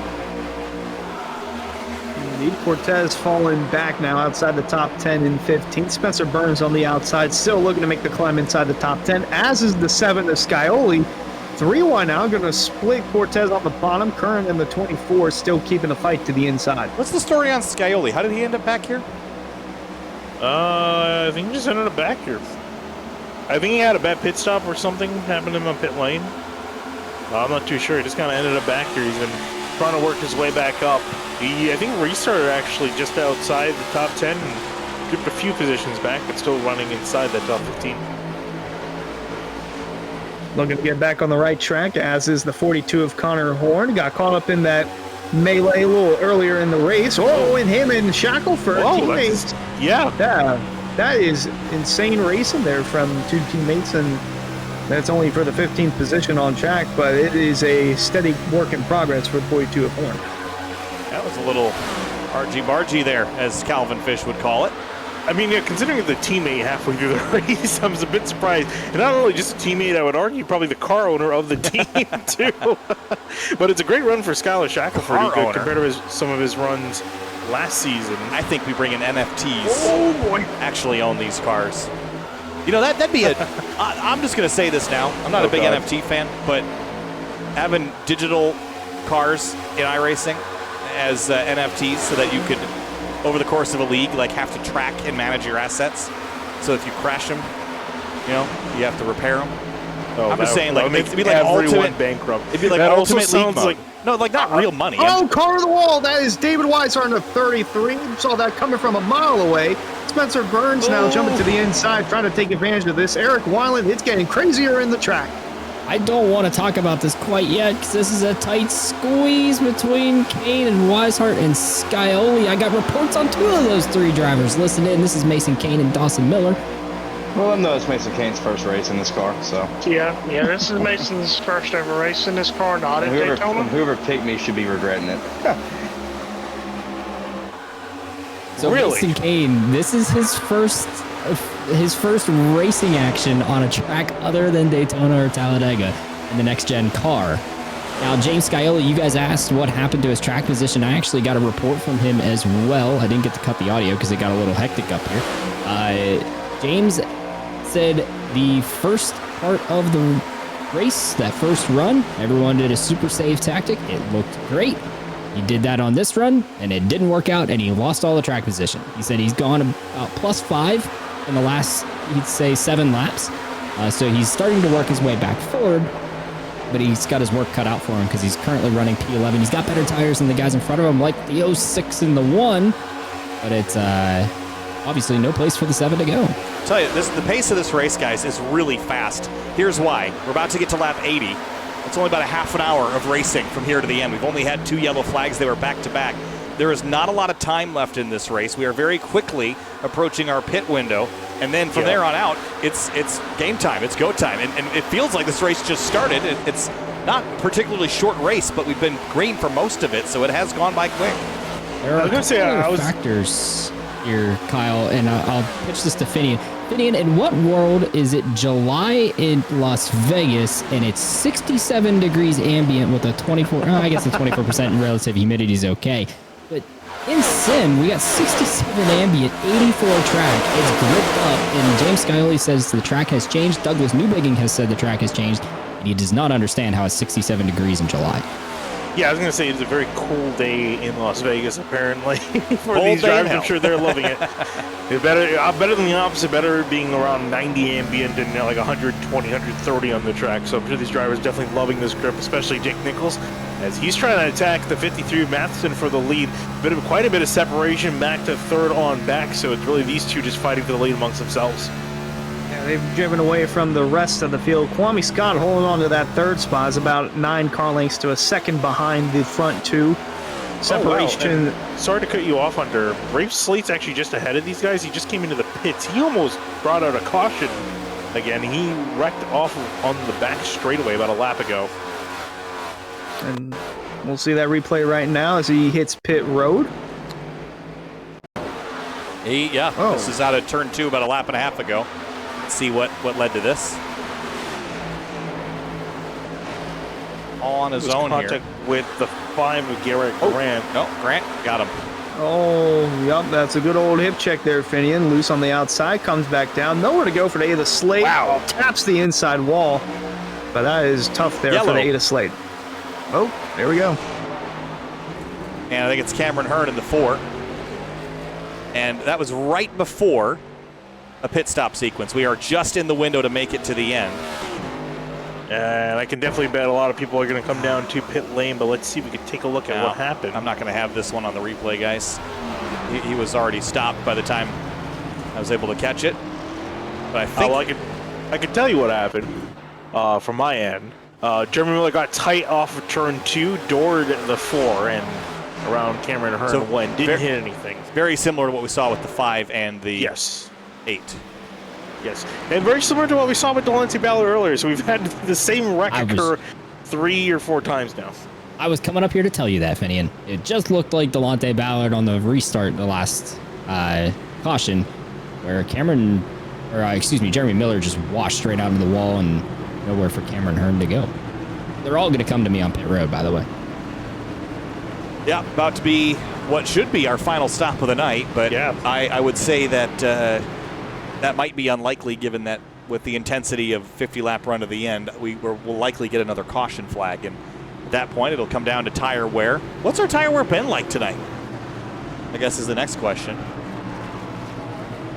It's been too frantic to even really pay all that much attention to it, to be honest. About a second fall off. So that run, Jake Matheson, when we took the green again, he was in the 30 flats. His last lap before the yellow came out, 31 flat. And that was about, I'd say, 40, almost 50 laps on the tires as everybody comes to pit road here. It's 4 tires and fuel across the board, Kyle. There's no way these guys do any sort of other strategy call. 4 tires and fuel for those in the back that need to. Damage fix as well. Yeah, that'd be a pretty straightforward strategy call here. Jake Matheson has been a dominant force in this Calusa Pines 56, even sharing pit stalls with how many cars we've got here tonight. Off goes the 56. He will easily win that race off of pit lane. That's the advantage of having the lead. Jake Nichols, Blaze McKinney, Kwame Scott, and Ryan Hartz are going to filter out as the rest of the top 5. Yeah, I'm looking here. I don't see really any huge changes, although I will say Vincent Cortez all the way back in 19th. Not sure what happened if we missed anything under green, but big drop in position for the number 32. He did have that big save. Big wiggle, yeah, that down the backstretch. But laps led so far, Matheson's led 57. Most of the remainder belong to David Weishart, but a lot of drivers up in this top 10 haven't led a single one so far. Namely, 73. I don't think has led a single lap. And the 54, I think, is one of the strongest cars in this field on a short to mid-length run. You want to know a crazy stat? What do you got? Sure. The average laps led is 40. So the guys that haven't led by now with 56 to go need to get to the lead quick if history says they're going to win the race. The lowest, okay, well, if you exclude season 1, because yours truly won on fuel mileage and led the final 13 laps there, Jake Nichols, season 3, led 26 en route to his win here. Las Vegas, Nevada has been an interesting night for us so far. Been frantic up at the front, frantic through the entire field. Race fans, be sure to check out rickshotsauce.com for some of the best hot sauces made locally in South Florida. Try the Loxahatchee Classic, Golden Garlic, Palm Beach Pineapple, or South Beach Heat. Follow the Rick's Hot Sauce Rookie of the Year battle in the Area Cup Series and see which driver will take home the $100 prize as the highest finishing rookie in the point standings. Well, trying to think of the Rick's Hot Sauce flavor for the intense racing we've had tonight. The Las Vegas. Well, it's definitely not the South Beach Heat because it ain't hot here in Las Vegas. The desert. That's where I was gonna go with my Desert Blaze. My Golden Garlic seems like a good one. Yeah, that's a golden garlic. The Palm Beach Pineapple is my jam. Still waiting on my shipment. I haven't purchased. No. I will say the golden garlic is pretty good. That's my favorite. Hey, you got it. You did. I haven't bought it yet. I was just waiting to see if they'd send some to me, but big Chinese. I was just picking a flavor to match what we were talking about. Oh, well. Segways. Dangerous. I'm more of a bicycle guy myself. I think we all know what Paul Blart prefers. Yes. All right. Heard that name in a long time. Doubling up here for a restart with just about, what are we looking at, 54 to go at the restart? Not a lot of time, not a lot of space Got a lot of cars still running as well. The majority of the field still on the racetrack. Yeah, much to not what you would like to see. We got 42 of the 43, like you mentioned, and 40 of them on the lead lap. A lot of cars. This only means that, yeah, it's still a little bit too many. I'm liking mine. Reinhardt's, I think I'm running some of the best of anybody, right? Up in P5, so. I have Kwame Scott. Oh, well. I got you beat. Dang it. Vinny, where's yours Don't at? worry. I'm not gonna lie, I forgot who I picked. You took Mason Kane. It was Mason Kane, okay. I was trying to find where he is. At the moment, he's not doing too hot. And he's back 19. at 19. Eric, who'd you pick? I'm Tyler the Nichols, 20th. caboose. Tyler Nichols was my gamble in Las Vegas pick, and he's currently 21st for this restart. I'm feeling good about point. It's going to be a good points night for me regardless, I think. Here we go. Green flag, inside lane, little check up there again. Big stack up in the background as well. The Brad Slaughter machine popped out of line. The what car number? 83 is what Slaughter's in. Thinking of the 8 from the Truck Series side of things. Good restart there for Matheson. Yeah, great start for him again. That outside lane struggling again to get going. Similar to what we saw with David Weishaupt on an earlier restart. And on that outside lane, speaking of which, here comes Kwame Scott, wasting no time to get side by side with Jake Nichols, who's looking further down the pack. Yusuf Ghali also working the outside lane as well. Ghali had a moment in turn 2 and almost created chaos. Meanwhile, it is almost chaotic behind him. Burns and Beckner going at it door to door. But up front, you saw the 99 as Kwame Scott made the move past Jake Nichols in the 73 for third. Oh, and in the wall, it's McKinney trying to get close to the race leader, Jake Matheson. But it's going to bring the 99 as Scott back to him for the second spot.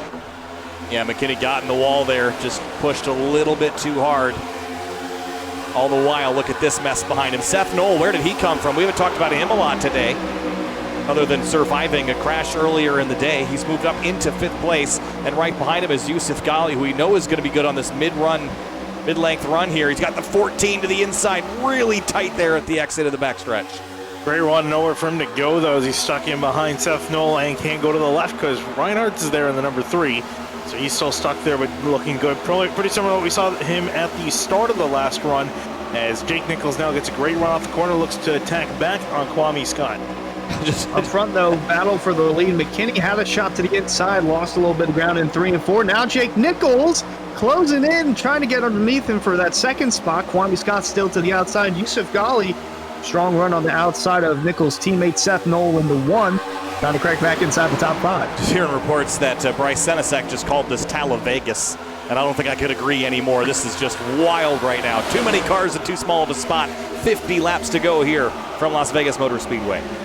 Here comes Yusuf Ghali, great run on the outside. It's going to pass the 73 of Jake Nichols for just a second, as Nichols is trying to work that inside lane, not on the outside like we typically have seen him work. And there's Travis Beckner, last week's winner in the Area 500, two-time winner now in the Area 500, trying to work to the inside of Jake Nichols.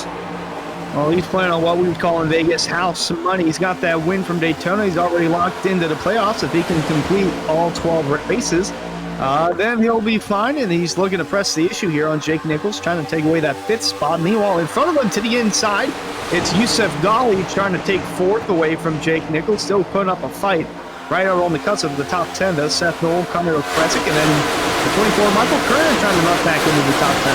This isn't the angriest field pass by. Man, that's wild. Cars slammed together. Look at the 28 of Travis Beckner. Already off to a great start on the season, locked into the playoffs. Car in the wall out of 4. That was the Ford. I think it was Greg Mitchell.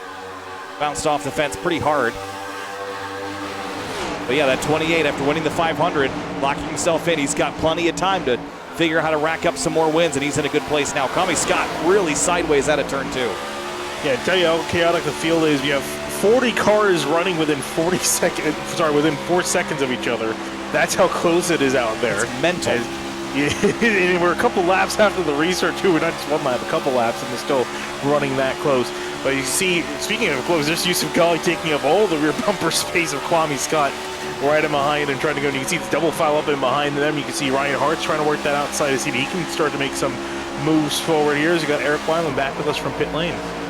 Hey, you guys, I haven't heard you highlight it yet. Look at the guy in 13th place. He was spun around a couple yellows ago, and he's working his way back up toward the top 10. Here comes Connor Horn in that 42. Yeah, remember, he was running pretty well here last season, running for the championship when he got involved in a bit of a tussle. I think it was back with Ricky Springer. So Connor's good here. Just, again, kind of got his progress delayed.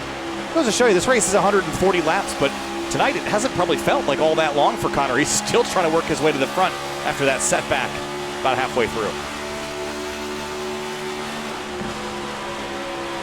We can see up ahead, getting a little bit dicey in front. Yusuf Ghali trying to make it 3 wide with Spencer Burns off the corner with Travis Beckner up on top. Off the corner, it's getting dicey here. And the later stages, guys making very aggressive moves, but still giving just enough space for each other off in the corners. Burns continuing to make the climb inside the top 10, trying to crack that top 5, and Beckner going to tap the wall a little bit to get the run on the outside lane. Burns in the 06 still in the middle. Yusuf Ghali falling back. He is now running in 8th and risk of losing that to Connor Okresic on the outside, and then Matthew Bell also in the top 10. I haven't talked too much about him tonight, so pretty solid showing there for the 9 of Bell. Yeah, Yusuf Ghali is not showing the pace that he had earlier in the race. I'm not sure if he's just trapped right now or what, but he's not going forward, not going all that far backward since he kind of restarted back there, but not going the right direction he needs to win this race after definitely displaying that pace. Seth Knoll cleared himself on the 42 down there into turn 3. That was very tight. Yeah, again, Weishart in the wall. Weishart in the wall, going to drop a few positions. He's been getting kind of close there the last couple laps. And I think it was James Kelly that went in front of him. I think just kind of lost the sense of where he was. Just a little bit of a tap. Doesn't seem to be too much damage for him. As you look at Spencer Burns, great run off the corner, drag racing Travis Beckner down the back straightaway. And off into turn 3, couldn't get it done. Beckner comes back on him on the Whoa, Ghali and Okresic nearly touching bumpers there. They might have touched a little bit in the middle of 3 and 4. And there's Kwame Scott there down to the inside, trying to get a strong enough run to keep Jake Nichols at bay, but nonetheless, 73 rolls into 3rd, and now has his eyes set on Blaze McKinney and Jake Matheson. Jake has been in solid command of this race. Car on the apron in the background. And almost checked back up in Yusuf Ghali. Some door-to-door contact slightly with Spencer Burns and Yusuf Ghali, but they just hang on. Almost has out of caution going as they're 4 wide entering turn 3. They were close to pushing it 5 wide through turn 3 there. A moment there for one of the cars, but nonetheless still green flag racing. There's Okresic, Burns, and Ghali. Ghali with a big moment there. Burns going to get close to Okresic. Coming up on corner exit here. My goodness, how are they keeping this thing going? That is so close. 40 laps to go next time by. And there's lots of frustration, I'm sure, at the moment of everybody trying to get a little bit more racing room. The cars are not spreading out. They're not able to get clean air on the nose. They're not able to make passes and get away from it. It's just intensely frustrating to feel like you're landlocked and stuck in this pack here, Finian. I mean, essentially it's a pack. Look, they're doubled up side by side, almost 3 wide there for a second. Watch the 9. Looking to the inside. Gosh. As Matthew Bell trying to rocket on the outside, he's going to slam the door shut and clear this 3 wide battle and get ahead of them. Michael Curry now up on top. Travis Beckner in the middle. I hate to go away from this battle, but the lead being changed. Jake Nichols has taken over as the race leader at the line. Matheson still fighting on the outside. Kwame Scott joining in the fray, trying to make it a 3-car battle. 73 low, 56 high, on board with the 99. Oh, he's going to have a great run off the corner. We'll see where he takes it. Matheson completes the pass back on Jake Nichols. Here comes Scott, going to give a bump to Nichols, heading into turn 3. Yeah, Nichols almost had it, but almost only counts in horseshoes and hand grenades. Not close enough that time. And Kwame Scott, he set them up, but his run just kind of died. As soon as he got off of the corner, he wasn't able to parlay that into a full pass. This 99 is waiting if these two get alongside each other once again. Speaking of alongside each other, Finney, in this group, they are just packing them in like sardines right now in the bank. Yeah, they're continuously catching up to the leaders as well. So they're continuing all their entire march forward here. As you look to the inside, that is Newbegin. 71 of Newbegin. I think the first time we mentioned him all race, he's been very quiet for most of this race. Started in 38th as a caution flies at Robertson, dropping down the order and into the wall. Yeah, I was just about to say, they were spinning back there in the middle of 3 and 4. Ed Robertson, Skylar Shackelford might have been involved in that as well. So less than 40 to go. Caution back out. Take a look at the Cimarron Market replay. And this happened even before turn 3, but right in the middle, Ed Robertson nowhere to go and brings out the yellow. Yeah, let's have another look from high above here. See how long it had been happening for. 64 ahead of the 88. 88 drops to the bottom. And just kind of turns at the Robertson car. Robertson has it gathered. Oh, finished him off. Yeah, just tagged Jacob Bell there as well, but it's at our 4th yellow of the night. Uh-oh. Uh-oh, indeed. I always get scared when I see something like this happen. I think he's just going back to where his spot is. Indeed. No, maybe not. Oh, boy, there's the contact there. Displeasure shown. And quite frankly, if you're going to do that, that was a fairly acceptable way to do it. Didn't junk him. Just made sure that he knew that didn't appreciate that. Pit stops. Pit stops underway again, and like you predicted earlier, not the final time we're seeing pit stops. Never the final time. Do we see some guys take 2 here? No. I don't think with the way they've been running. Kane, big moment there for Mason Kane. Oh my goodness. Everybody's sharing pits. Oh, hello. I think there's enough laps left that you're Ben going to... Pierce. Maybe Ben Pierce took 2. Seth Knoll took 2. Eric, what you got for us? I don't like the call. Yeah. Ben Pierce did not take 2. He's on 4. Seth Knoll took 2. Seth Knoll is on 2, yes. I don't like the call. I don't either. I think there's enough laps left that you're going to use the tires. So there was someone on the radio, I didn't quite catch it as I was scrolling through Discord channels, said that the top 15 had rear tire burn off because they noticed everyone was starting to slip and slide. And so I expected 4 tires right there for most of the field. I guess Seth maybe thinks he saved his stuff enough, or he's making a desperate play to get better track position in hopes that we will have yellows the rest of the way. Casey Lakatos in the 50, though, missed his pit. Coming down pit road, so I'm not sure if he missed his pit because I've seen Casey do this a million times. I think he's just going out there to lead a lap. He did roll down pit lane though. He rolled through pit lane though. He does this too. I don't know why he rolls down pit lane when he does this, but he does this so enough that I know that he does this. So I think gentlemen, he's you know what? Stand by. I will go find out. He's done it enough that I know that he does this. Yes. It reminds me of a quote Tom O'Gorman would always tell me. It's that way because it's the way that it is. Yeah, very much. Yeah, he's done this quite a few times in the Pro Series, and also used to do it in the Outsiders Racing League when we cover that. So I think he's going to be coming down this time by. I would hope he comes down this time by. He's going to get absolutely swarmed on the restart. While we're under yellow here, we've been asked, what's our championship pick in the NASCAR Cup Series? We got Blaney, Bell, Larson, and Byron, right? I'm claiming pole position on this. Blaney. He was strong there. He was strong there last season. He was strong there in the spring. I think he finished second to Logano last season when Logano won the championship. The Blaney. I think the safer bet is the 24. I think the bet that I would like to win is Bell, but I don't know that that's going to happen. So. Yeah, I don't think Bell's got it. I would say probably for me, I think it'd be between Larson and Byron, but I haven't been following the season closely at all, so I'm just kind of speaking. If they finish at Homestead, it'd be Larson easily. Yeah. There goes Casey down on pit lane, by the way. Is it also me too on that point? Is it also me? Or does it still feel real that Phoenix is the final race of the season? I've never liked Phoenix there as the. Always in my heart. It's always every time we go to Homestead, I always feel like that's like a final race of the season. I believe it's been like that since 2000 and no. When did Atlanta stop being the final race of the season? A long time ago, 2000. 90s. No, I think it was in the early late 90s. Maybe. Yeah. Might have been 2000. It's always. I mean, obviously, for the entire duration of the chase existing, it was always Homestead. By the way, go ahead. The report on Casey Lakatos, it took a while for me to wrench it out of him, but it was purposeful, as you guys saw. He did come down pit road, so one of the lap led, one of the extra point.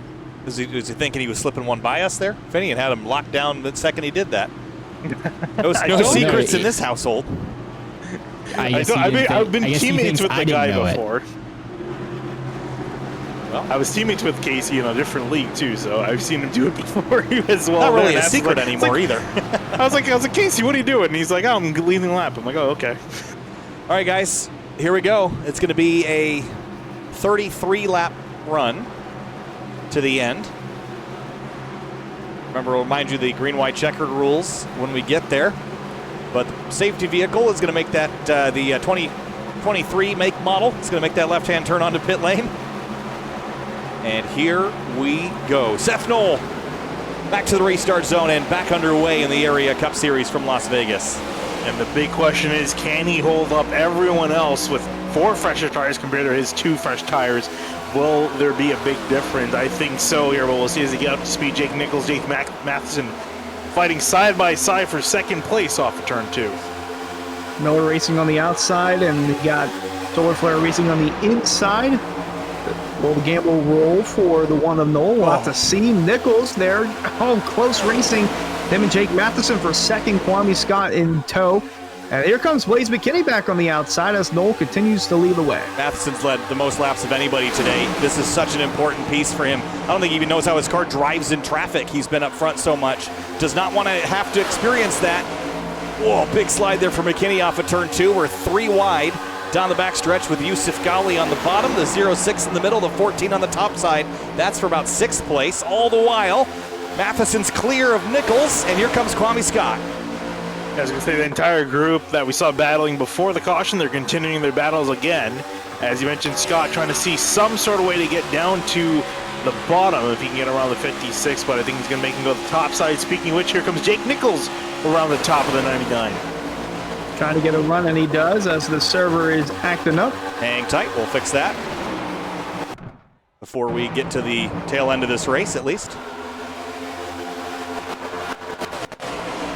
All right, we should be at least in a slightly better spot now. Seth Knoll out front, Jake Matheson second, then Jake Nichols, Kwame Scott battling for position. This is all Matheson wants to see is these two fighting. He would like to take on Seth by himself. I was going to say, I'm surprised too with Seth Knoll. He just jumped out of the gun. I'm not sure it was due to the 56 and 73 battling that he was able to get such a lead, but he broke out quite a bit compared to everyone else. The rest of the field works their way through, 3 wide towards the back. On board though with Matheson closing in on the one of Knoll.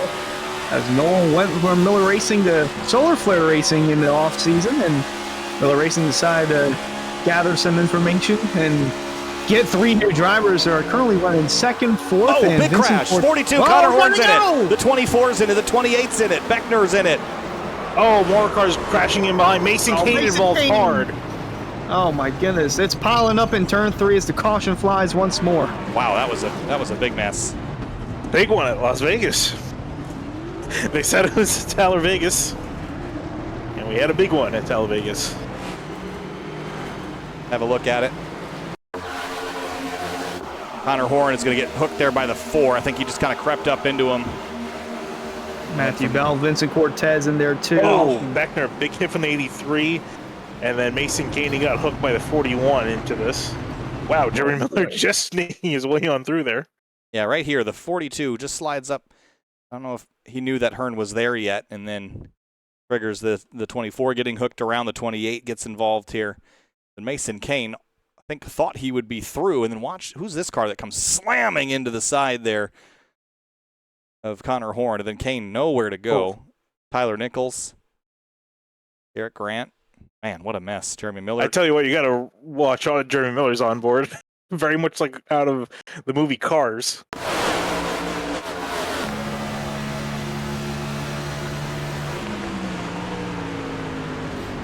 Checks ups. Car on the way. Oh. Swerves left. Sticks way on through. Swerves right. Good chow. Oh, boy. Well, Travis Beckner, none too impressed. Listen in. There we go. Oh, we're wrecking. Oh, I'm done. Brad just absolutely arc bricked it. So Travis was celebrating. He was about to get clear on the top. The moment he did, the incident kicked off, and he got left-reared down into Connor Horn, and it was on from there. And then Brad Slaughter just trying to slow down for the incident, and chose the wrong path to travel. So we're going to get restarted with just over 20 laps to go. And now, Seth Knoll's idea, maybe not looking so silly, Finian. Yeah, definitely not looking silly. I mean, I don't blame him. We've seen this quite a few times last season. I think he's picked up on it. That, you know, towards the end of these races, you start getting the cautions pile on. If you can just keep yourself up there, he's definitely got a shot. That is the gamble that you take whenever you're taking 2 tires. You're risking, hey, this could go green to the end and I could get screwed out of this, or cautions breed cautions and the laps start to dwindle, and we know how good it is restarting as the leader on the inside. Outside lane just does not go. So you have about a lap, maybe 2 laps before they catch back up to your bumper, and we could see that play into the favor of Seth Knoll as we're in the closing laps, Kyle, of the Area Cup Series race at Las Vegas. Yeah, we've got plenty more of this week as well. We've got the Truck Series tomorrow night, and then the Florida State Builders Pro Series on Thursday. Race fans, fall is here, and before you know it, so will winter. Bundle up this season with shop.areairacing.com and shop from our selections of champion hoodies, jackets, and sweatshirts. Easier to shop, quicker to ship, better to wear. That's shop.areairacing.com. Getting chilly here in Chicago, I'll tell you that. We unloaded the Grid Life truck today, and it was cold in that warehouse. Well, that's your fault for moving to Chicago. Well, it really is. It's cold. Yeah. It's cold here in Las Vegas. Yeah. I'm going to point out that the weather conditions are just wonky for the server, but the track's down to 77 right now. That's really cool. And a high grip scenario. I heard one of you pick up my pit report that I messaged up to you guys earlier that Bryce Senesak's term for this race has been Talladega. Yes. It's going to be even more so here in the final 25. Las You're Vegas. going to see it even more tomorrow. Built on a Native American burial ground. Probably also true here. That's the sad thing.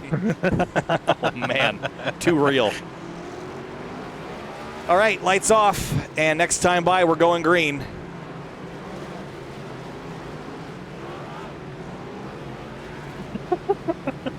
Just want to point out Carter Croup, the admin from just posted in the chat. You normally post, the results of penalties, who's at fault and updates from the race. You just posted lap 112. I don't know. That was something. Yeah. So I'm going to assume a racing incident for that one. They did indeed call it a racing incident over the radio. I don't even know. Something. We still might see some more something because we still got 38 drivers on the lead lap. And let's see, in total we got 41 still running around on the racetrack. So still very much could have a very big wreck. I'm feeling good about my pick still, as far as just grabbing some points. P5. I'm still good about my pick. Yeah. We may or may not have been involved in that last incident. Trying to We can't not picking up the wreck right away and getting loose on the downshifts. Little wheel hop. All right, time to go racing again. Lap 117 of 140. If we go green from here to the end, 12 minutes is all that remains in race 2 of the season 5 for Area Cup Series. Green flag, Seth Knoll gets a great jump. As you've seen with most of the cars on the inside lane, a great jump for the leader and second, and really third place on the restart. But essentially becomes second place. Jenkins trying to hold James Matheson, trying to run that outside lane. Kwame Scott trying to follow really either one of them through in fourth. There's a big swarm of cars in behind them. Yeah, Matheson on the outside, Nichols on the inside. Tough picking here for the one of Knoll as Nichols gets tight there in the middle of 3 and 4. That could clear the door for Matheson on second, and he will take that spot away. Kwame Scott all over the bumper of Jake Nichols, Yusuf Ghali in 5th as they're 3 wide behind heading into turn 1. That's not going to work out. 3 into 1 does not go. Ryan Hartz is in the middle of it. Scioli on the bottom. The 06 is Spencer Burns on the top side, very tight. Vinyl to vinyl on the back straightaway. Yeah, very tight indeed. Ryan Hart's almost getting into James Scioli on the inside lane. And he's done. For the lead, Jake Matheson rocking around the outside lane. It looks like Seth Knoll can't hold on to it any longer. Did about as much as he could, and now the older tires starting to show a disadvantage for the one of Knoll. 3 wide behind, though, heading into turn 1 as Nichols takes second away. McKinney on the outside, Arts on the inside. Here comes Skyly down low. Yeah, this is really tight there. The 13 of Cedric Hunter is in the middle as well. The 4 of Cameron Hearn has battled his way to the front, or at least the top 15. Yusuf Ghali's back up to 5th place and looking for more on the 1. That's very tight. What about the 54? Could he get past this duo ahead of him and then be a threat? He definitely can be a threat. He's just really, like you said, a matter of getting by. Kwame Scott almost getting the 73 thing, trying to push Jake up the track to give him room on the bottom. Ghali looking in the middle. Not going to be much, though. Ghali going to go alongside. Close quarters heading into turn 3. My goodness, Scott and Nichols are still going at it for that second spot.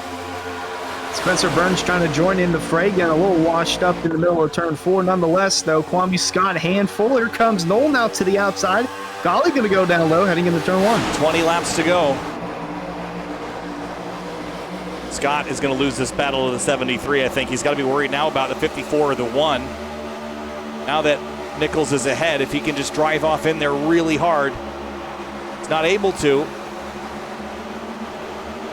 But right here, the 99 is going to get tight. It's a hard line to hold. But he's doing a great job. He is doing a great job, but how much longer can he hold it, though? That's the issue. We've seen that 73 work very well in the top plane, especially when the tires started getting worn out. Kwame Scott, he's just trying to hang on, and then inside him, he's not quite getting the run he wants. And even Seth Knowles coming back. He's not done yet. That's going to do it for him here, I think, Hunter. Down the backstretch, 73 takes second. Here comes Knoll back on a recovery charge up to 3rd. That's going to open the door for Nichols to try and reel in the 56 of Matheson and see if he can take over as the leader, as Yusuf Ghali on board with him now, giving a shove to Knoll down the front stretch, trying to take 4th away from Kwame Scott. With that run, he's going to do so. Here comes the 7 of Skyoli. He took over 6 from the 06 of Spencer Burns. Now he's trying to crack the top 5 as Ghali clears Kwame Scott off turn 2. An important pass to make. Now Jake Nichols can set his sights on the lead. Battles continue behind, but for the top spot, Nichols goes high.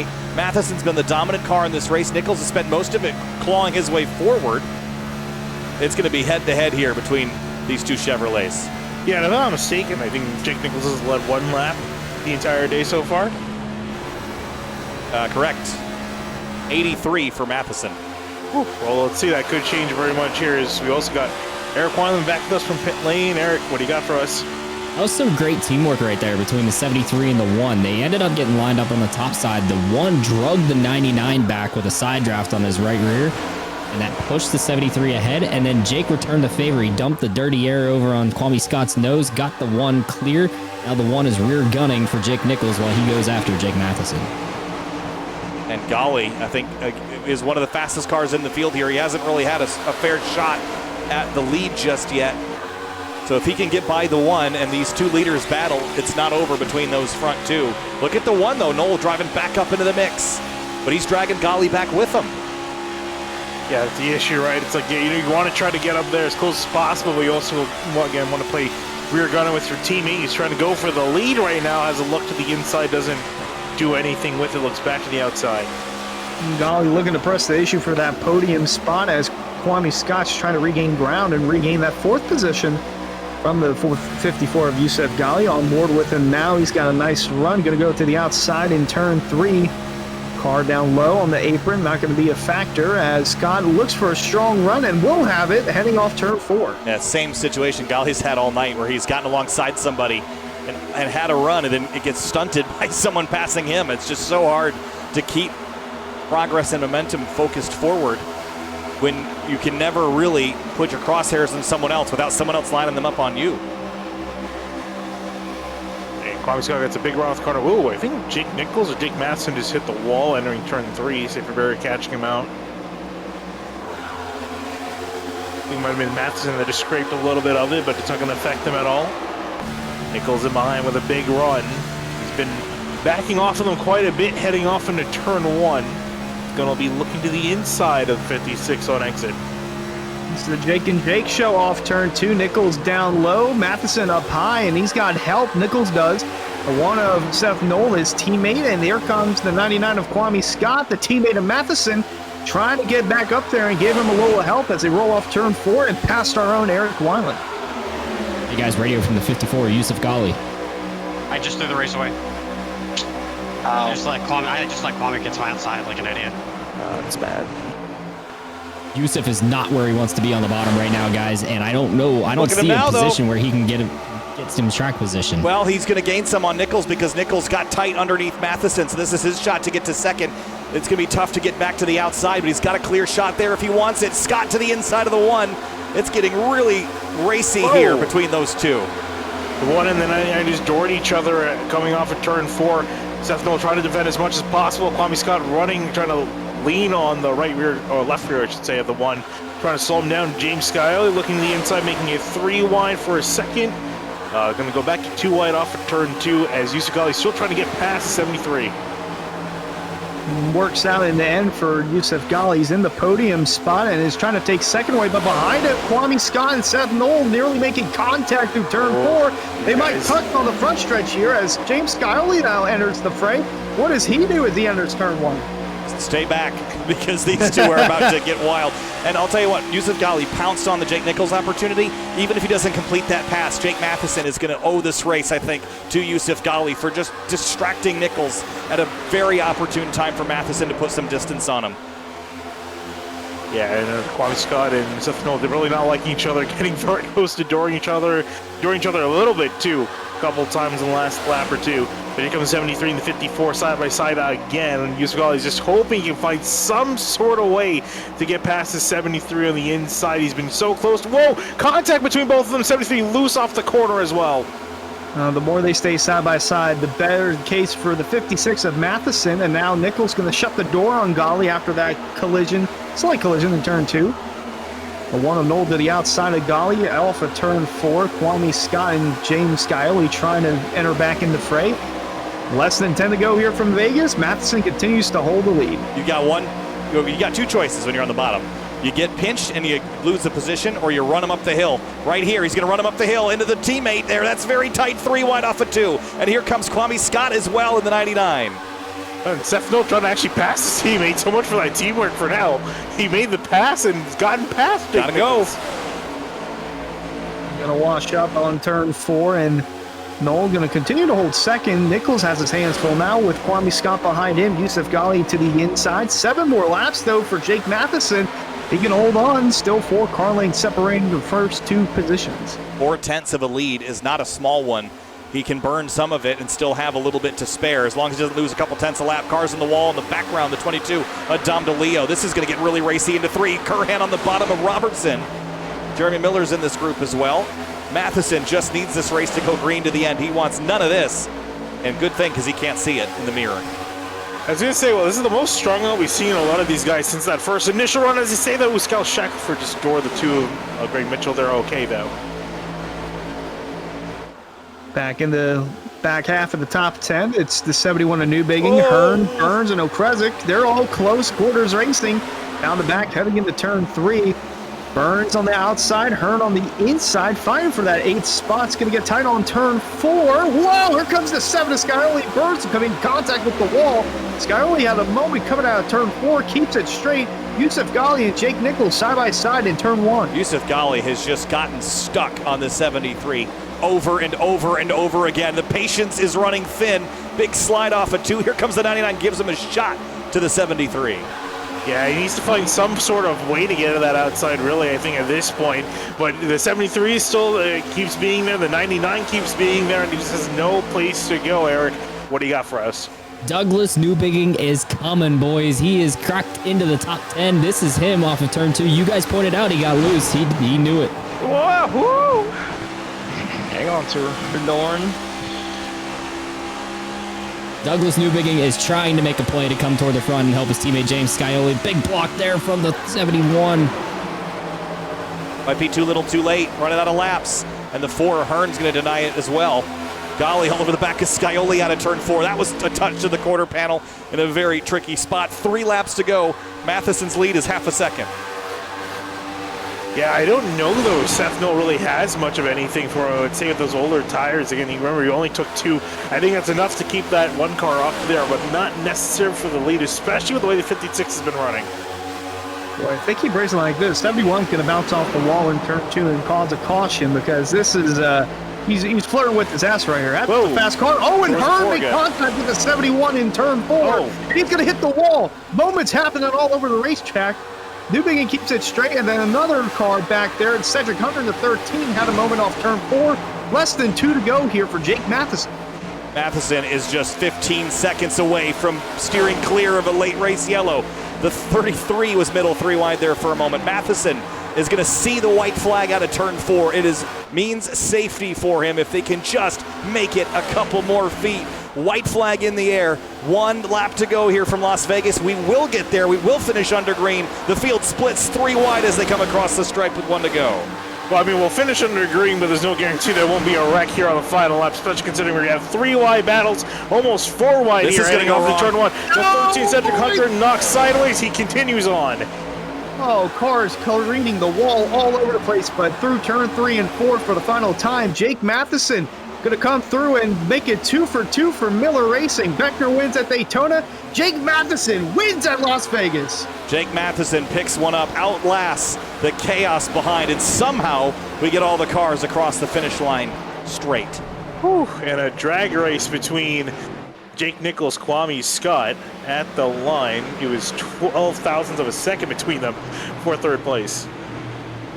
Holy cow, I don't know how there wasn't a caution in the later laps of that, Kyle. I mean, they were all over the place, bouncing off the wall, sideways off the corners.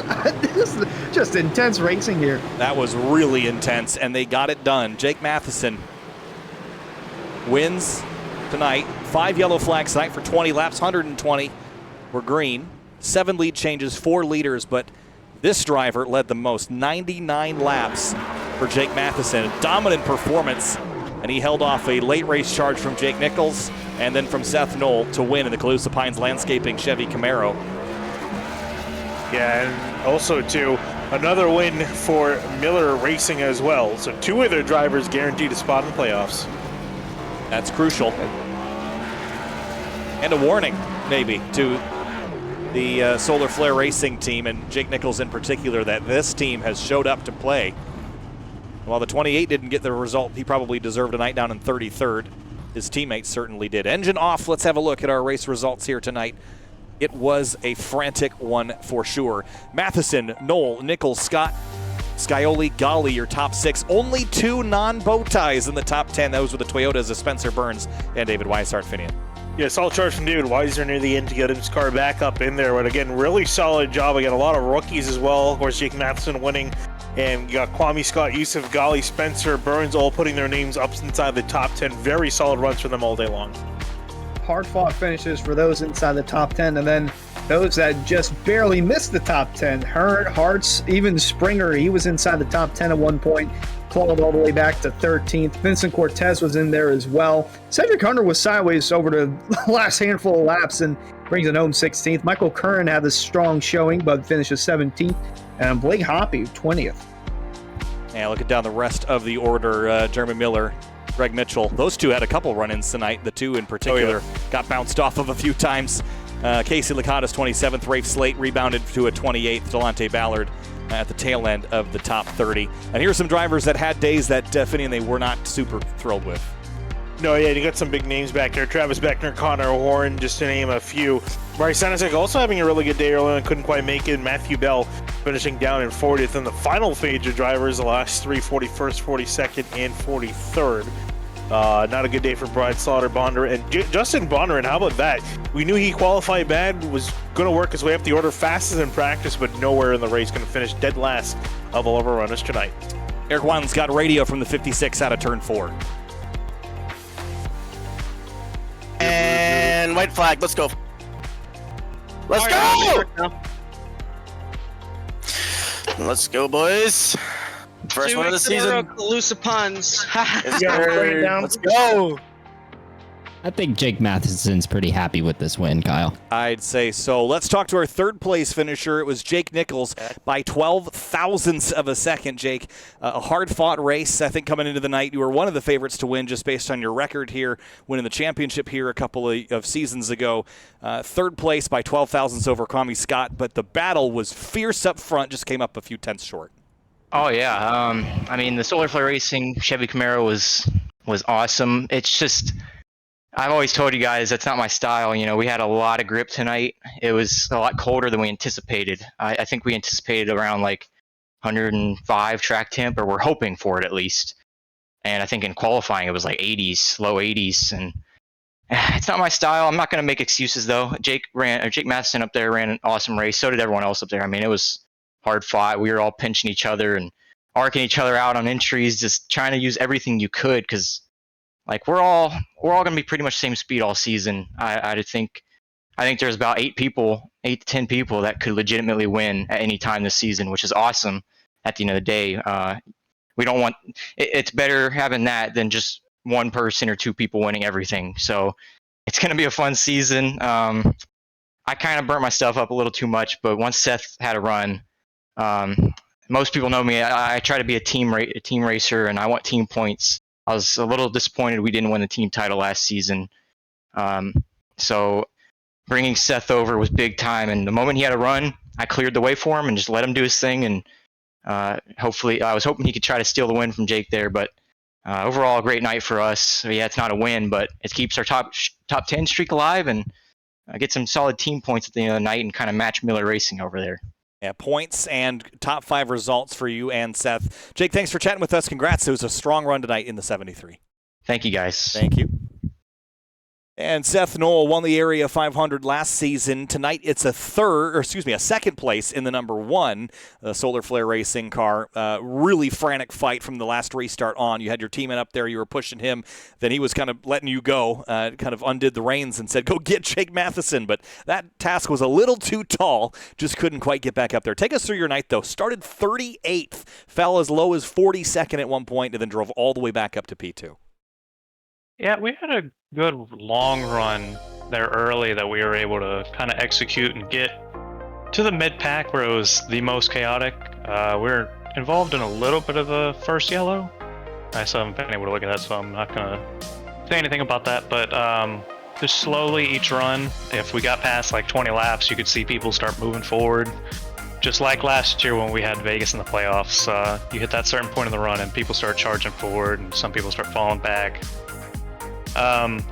Yeah, we just slowly picked our way through the field and then got kind of stuck during that like 15 lap run at about 10th.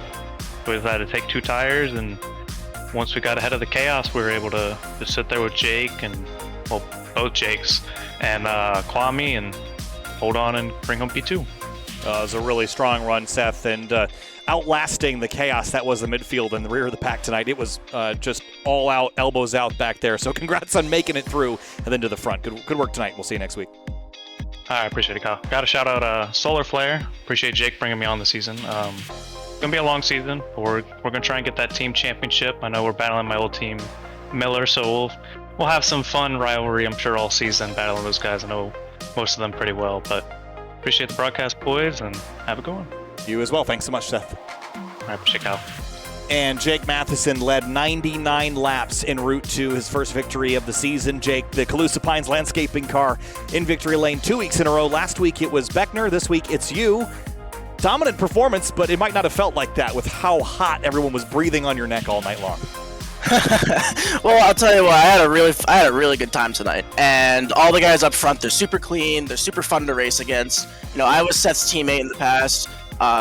You know, things are just great. I love clean racing. I love how it goes, and it's hard too. You know, it was a really fun car track combo in my opinion. I'm sure it was as fun as it was to watch. I'm sure it was fun to watch just as much as it was to race. So. Awesome night tonight. It was a lot of fun to watch, and at times it was downright scary. 3 wide, 4 wide. Most of it was in the rear view for you.